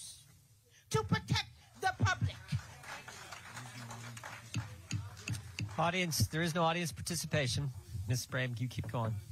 And as far as the Manhattan District Attorney's office, if he's receiving 1 penny of federal dollars, you need to pull that funding until he starts doing his damn job and prosecuting crime. Thank you, madam. I was totally disrespected. Me, my family, my grandchildren, we were treated like garbage. Like garbage. I've sat for 4.5 years and saw mothers walk in and out. We have a mother sitting here right now whose son, 2 sons, one died and the other one is on a colonoscopy bag. This is out of Darcel Clark's jurisdiction. So I'm not the only one. There are hundreds and thousands of us. We don't give a damn about your politics. We don't care. It could be the man from the moon who's running for president. Okay? As long as whoever's in there, it stands for law and order and is going to return some civility and sanity to our city. Thank you. Thank you. Now, Madeline Brame was not the only individual that spoke. There was a bodega owner who was stabbed. Many of us saw that video, and then in order to defend his own life, stabbed the individual back, and the bodega owner was arrested for defending himself. In fact, let's play his audio here. Jose Alba and what he was put through in New York. On July 1st, 2022, I went to work at the bodega, just like any other day. I took pride in the hard work I put in every day at the store to earn my own money and support myself and my family. That is when I encountered a true and real threat to my life. After I simply told a woman that she could not have potato chips because her payment was declined, I was face to face with her boyfriend, who seemed ready to kill me. He attacked me violently, threw me around the store. The woman stabbed me herself. I truly believed they were there to kill me. So faced with this, I did what I knew I had to do to save my life. What the law allows me to do to save my life. I stabbed that man in self-defense. But when the police came, even though I was injured myself, I was placed under arrest. I was taken to jail. When I came before the judge, the prosecutor said I was being charged with murder in the 2nd degree. They asked for bail, even though so many people are being let go these days, and I couldn't afford it. So I went to Rikers Island. I was forced into a crowded and unsafe intake cell. Even though I was injured, in jail I didn't get the medical treatment I should have received. I spent almost a week in Rikers Island before bail was lowered and I could be released. I was forced to endure the harsh conditions on Rikers Island as an innocent man. I still don't know why I was charged with murder. I believe that law enforcement and the DA's office didn't investigate the case fully. They rushed to judgment and I suffered because of it. Even though the charges were ultimately dropped, they should not have been brought against me to begin with. I am now traumatized from the incident. I am not working because I am terrified for my life that someone in a gang will come after me for revenge. I was injured physically and mentally because of the incident and my unlawful arrest and incarceration. My story is one that should not happen again. Crime does not discriminate on the basis of a political party. It needs to be addressed by law enforcement on the street and by prosecutors in the court. But it has to be aimed at the people committing crime, not an innocent man like me. And the next time an innocent man does nothing but protect their own life in self-defense from a violent attack, they should not be made the villain, but instead treated with care and compassion as the victim. There were a number of victims and family members of victims that were taking this time to plead with lawmakers. Adam Schiff here, one of the Democratic lawmakers, and the opening remarks, his response to these victims. Instead, it is the GOP leadership in Congress doing what it has done best for the last 6 years, and that is to act as the criminal defense counsel for Donald J. Trump. Well, let me tell you this. Now, let me pause this for a moment and explain what you're hearing. You're not hearing an incorrect soundbite being played. You think, well, what does this have to do with it? What, he's talking about Donald Trump. That's what the Democrats did. They talked about Donald Trump and claimed that these victims were actually pawns of Trump world in order to distract from the fact that Alan Bragg is trying to put him in prison for 136 years. And what you're going to hear here is one of the a family member of a victim who's not having it. Capitol Police, gentlemen will suspend. Capitol Police. Capitol Police will remove the gentleman from the audience. Let me tell you this. Gentlemen. Let me tell you this. Let me tell you this.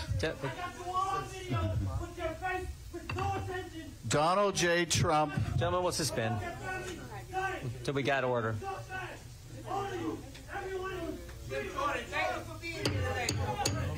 Gentlemen will suspend. The audience has to be in order. Capitol Police. Capitol Police. Sir.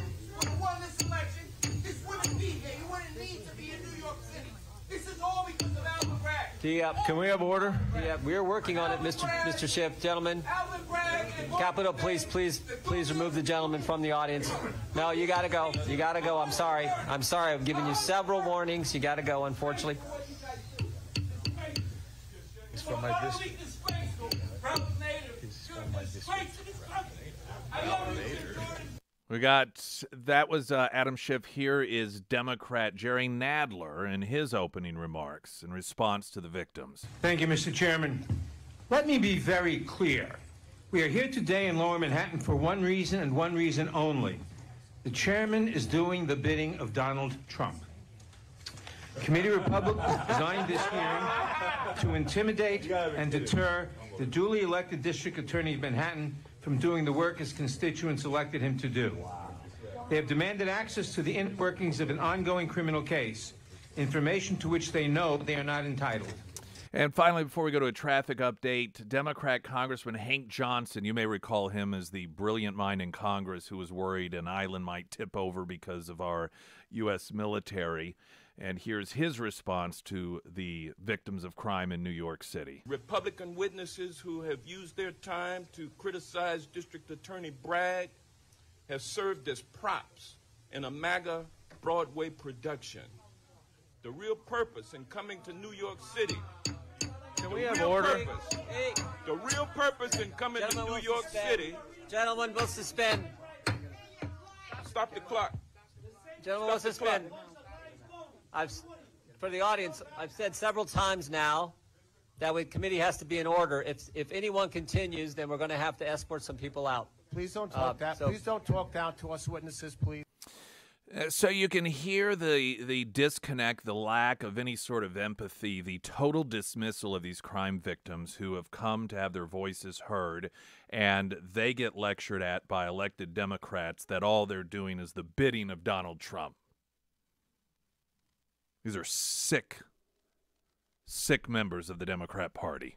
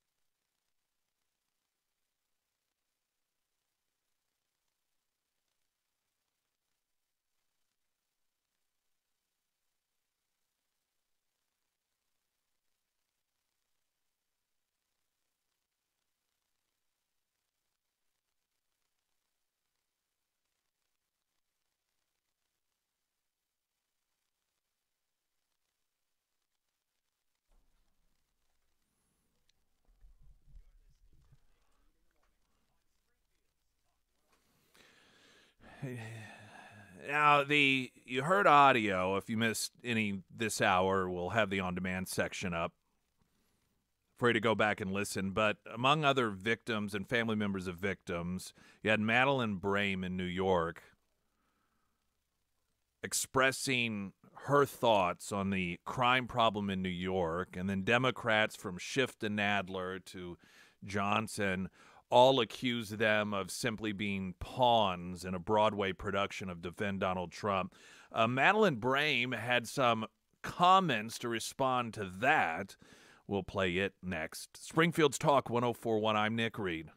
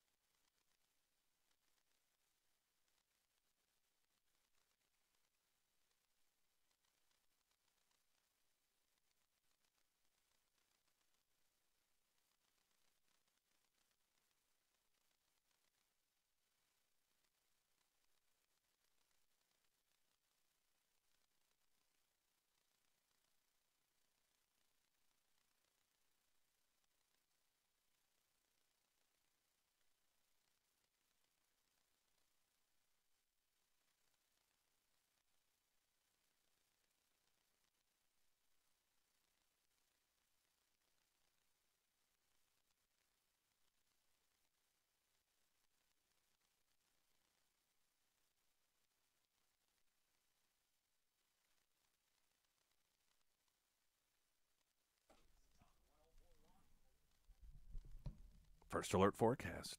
Mostly sunny, 79 for a high today, 59 tonight, tomorrow 77, and showers, storms Thursday, high of 73. I know Mother's Day will come before Father's Day, but Father's Day, sometimes it can be a difficult thing. You know, you want to get something different, you want to get something unique. Garage experts. I don't know that there can be any more surprising, more beneficial for the whole family, and rewarding gift for Dad than having garage experts come and do a complete makeover for the garage. And like I said, the bonus part is everyone wins. It adds value to your home. It turns the garage into a place that it's a point of pride.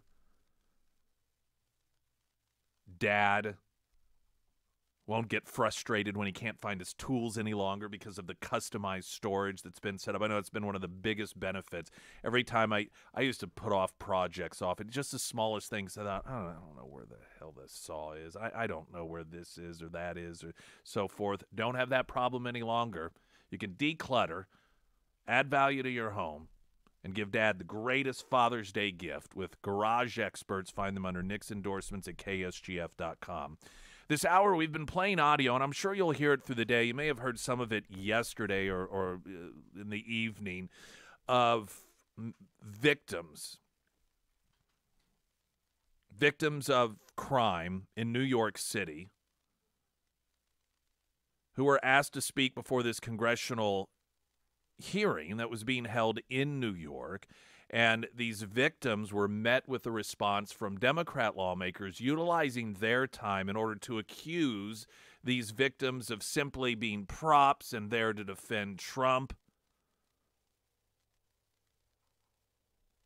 Madeline Brame, the mother of an Afghan war veteran who was murdered with a butcher knife by 4 individuals that were given a slap on the wrist, sat and listened to the Democrat lawmakers dismiss them, and finally when Congressman Goldman was speaking, she had enough. Your experiences are devastating. But the problem is that this is a charade to cover up for an abuse of power that they are going around talking incessantly outside of this hearing about Donald Trump. And the purpose of this hearing is to cover up for what they know to be an inappropriate investigation. Now, I look forward, many of you are in New York City. Please? No, not right now, because I only have 20 seconds, I'm sorry. But I do want to Don't insult my intelligence. That you're not. Hang on, the gentleman's time. I'm not Okay, insulting you're trying to insult me like I'm not aware of what's going on here. Thank you. Okay? Time I'm belongs to fully aware of what's going on here. Gentleman will suspend.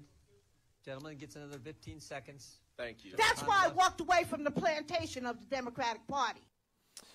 More comments from Madeline Brame. The only people I hear talking about politics or President Trump is from the other side. I don't hear no one. I don't hear any of these victims.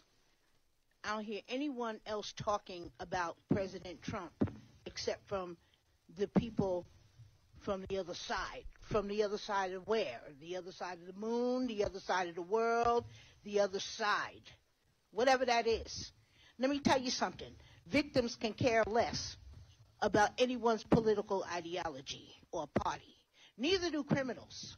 They don't go up to a person and ask them if they're a Democrat or a Republican before they bust them in the head, okay? Or before they push them in front of a train. Or before they stab them to death.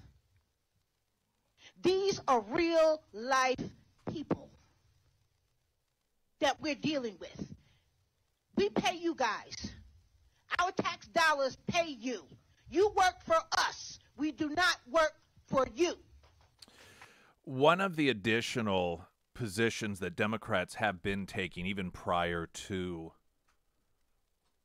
this event in New York, these hearings, is that Republicans are making this up. There's not a crime problem in New York. New York, if you look at the statistics, I mean, New York is one of the safest places you can be. Being able to let our child go out to the park and play without getting shot in the stroller. We care about not getting raped in elevators. We don't care nothing about your statistics. You cannot convince us to not believe our lying eyes with your numbers, all right? Because we see it with our very eyes, day in and day out, especially in the poor black and brown communities, where none of you in this room would even step foot in. And finally, in the audio bits that I chose to try to give you an overview, a sense, a feel of how those hearings went, Matt Gaetz, one of the members of Congress on this committee, and he's responding to the accusations by Democrats that these crime victims were simply props being used to protect Donald Trump. And we are here in New York is because you have Democrats, you have citizens calling for some relief from this pain, and we are here not to use anyone, but to uplift the voices of brave people who are here to tell their story. Ms. Brame, do you feel used in this hearing? Gentleman's recognized. Ms. Brame, do you feel used? Not. Ms. Harrison? I'm a willing participant. Ms. Harrison, do you feel used? Tell you what, let me ask you it this way. Do you feel more used by this committee hearing, or do you feel more used by a criminal justice system that allowed people to kill people that you love and care about with no consequence? The latter, and I'm beyond grateful for the opportunity to testify here on behalf of victims, because the Democrat Party, including Mr. Nadler and everybody here today, has ignored us in this city, and we need federal oversight. Now, and again, there were more victim statements and more back and forth and more accusations by Democrats against these victims of crime that they were simply props and there for political purposes. But it gives you an idea.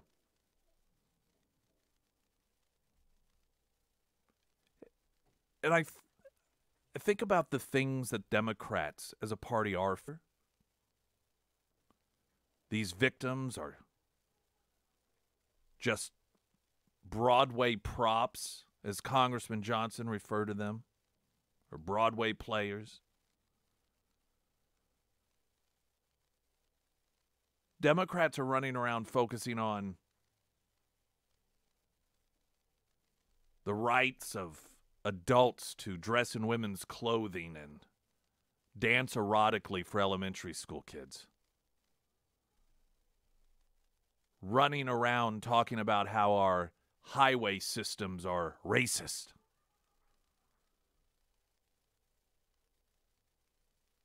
Out there lifting up Bud Light because of their marketing debacle and putting a guy who dresses as a caricature of a female as a spokesperson.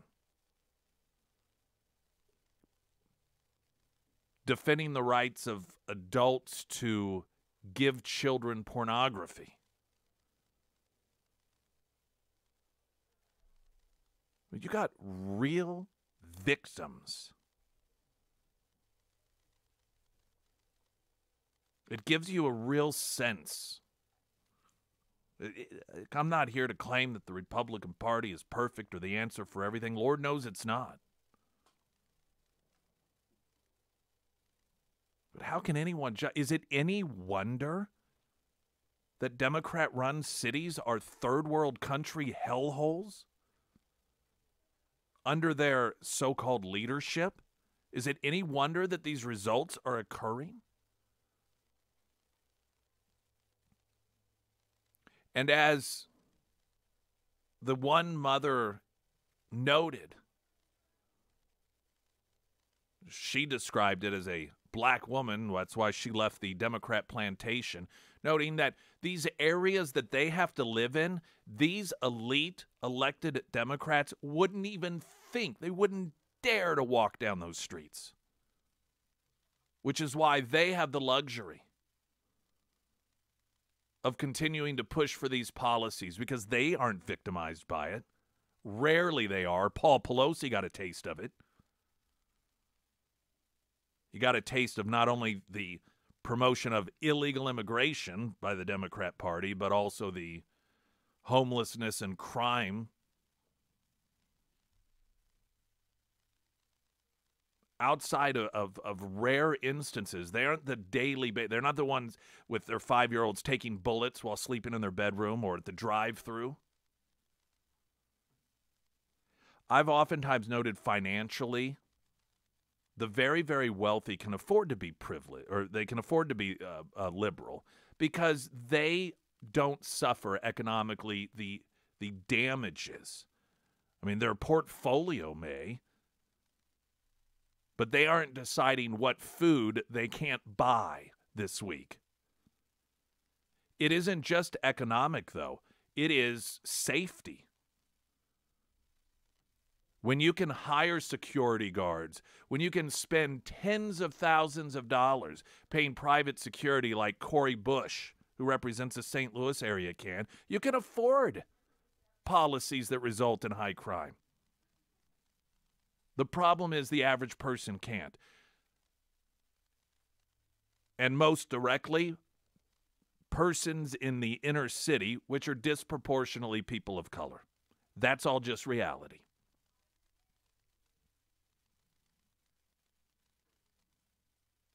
Now, all that being said, every one of these people, including the people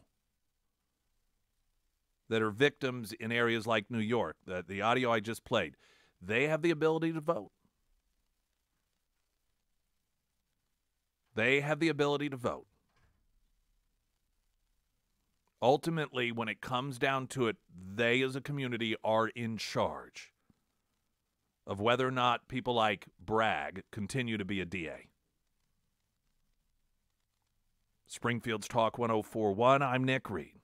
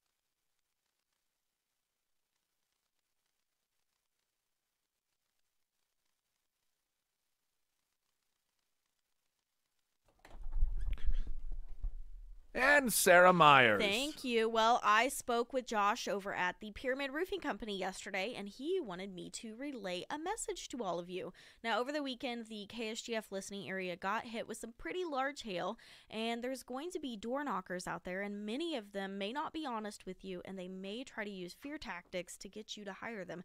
Don't listen to them. If you think you have damage because of the hail, give the Pyramid Roofing Company a call, and they will come out and do a free estimate for you. They'll get on your roof so you don't have to. They'll take tons of photos and videos so you can see exactly what is going on with your roof. And most importantly, they will be honest with you. They'll let you know if you need to file a claim, if you need a whole new roof, or maybe just a simple roof repair. Whatever your roofing situation is, the Pyramid Roofing Company is the roofing company that you can trust. You can find all of that contact information for Josh and the Pyramid Roofing team. That's going to be housed under the Sarah's Endorsements tab at ksgf.com. While law enforcement has been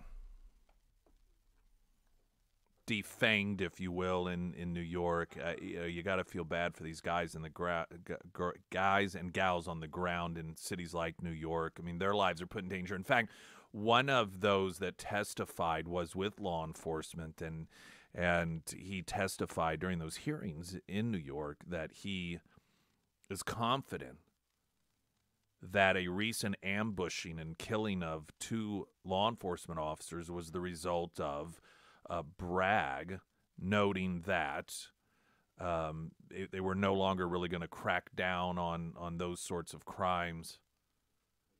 I mean, this is a guy who has told criminals in New York under his jurisdiction, when it comes to being charged with a felony and felonious use of a weapon,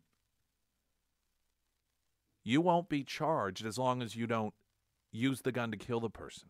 You can commit armed robbery, and when he got into office, said, I won't charge you with a felony for it. By the way, and this is part of the great frustration and anger a lot of people have, these are the same Democrats that will accuse Republicans of being the problem because they won't create new laws that Democrats don't enforce anyway. What good are new gun laws when you have Soros-backed Democrat DAs that get into office and immediately announce that they won't enforce them?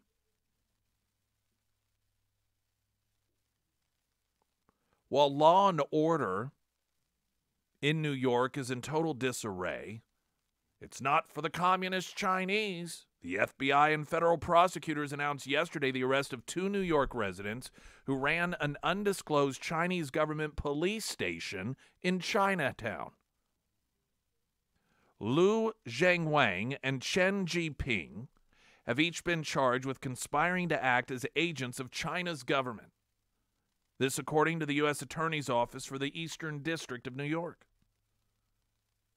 Brian Peace, the U.S. Attorney for that office, said China's Ministry of Public Security has repeatedly and flagrantly violated our national sovereignty, including by opening and operating a police station in the middle of New York City.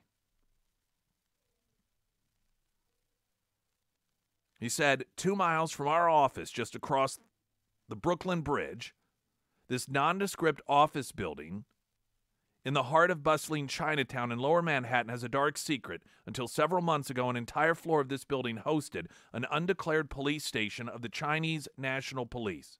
Now just imagine the NYPD opening an undeclared secret police in Beijing. It would be unthinkable. Yes, it would.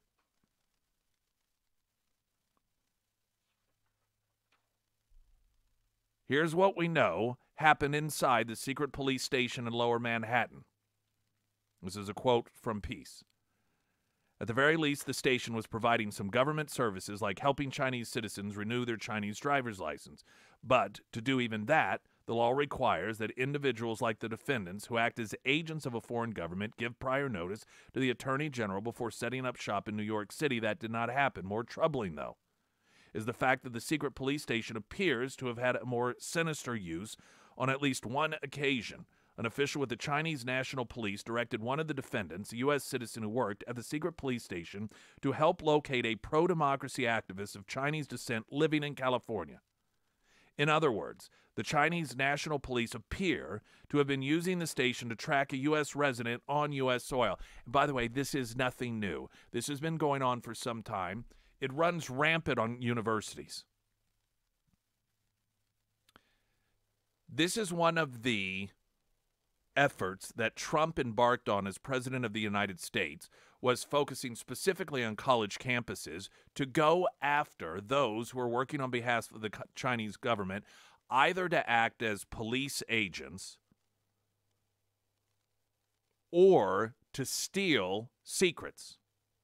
In a lot of these universities, you have your research labs, and the communist Chinese are known to steal our secrets from the research labs, but they are also known to utilize their agents on college campuses and elsewhere to threaten pro-democracy activists who have family in China. They will threaten to throw them in concentration camps. They will threaten to put them in slavery.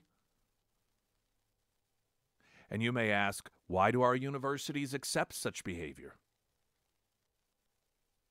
Because they get crap tons of money. Money, money, money, money, money. And if that means allowing the communist Chinese to operate on university campuses for the purposes of threatening freedom-loving individuals by threatening to put their families in harm's way, hey, there's a cost to doing business, right? Education isn't free.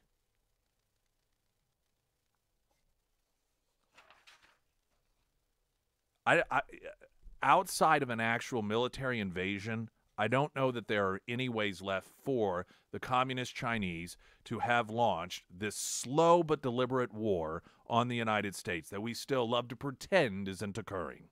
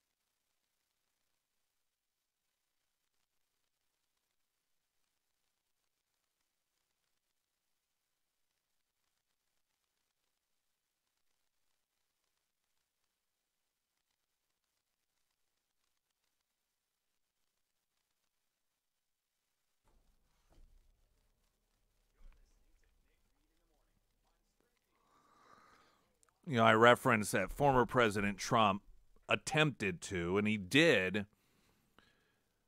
begin putting he ordered the Justice Department to put a real focus on the communist Chinese dispatched agents on these university campuses. The Biden administration, however, pulled all of that back. Can't imagine what incentive the Bidens would have had from the communist Chinese to protect them in such a fashion. Cha-ching. Glenn Beck's coming up next. I will talk to you tomorrow. I'm Nick Reed.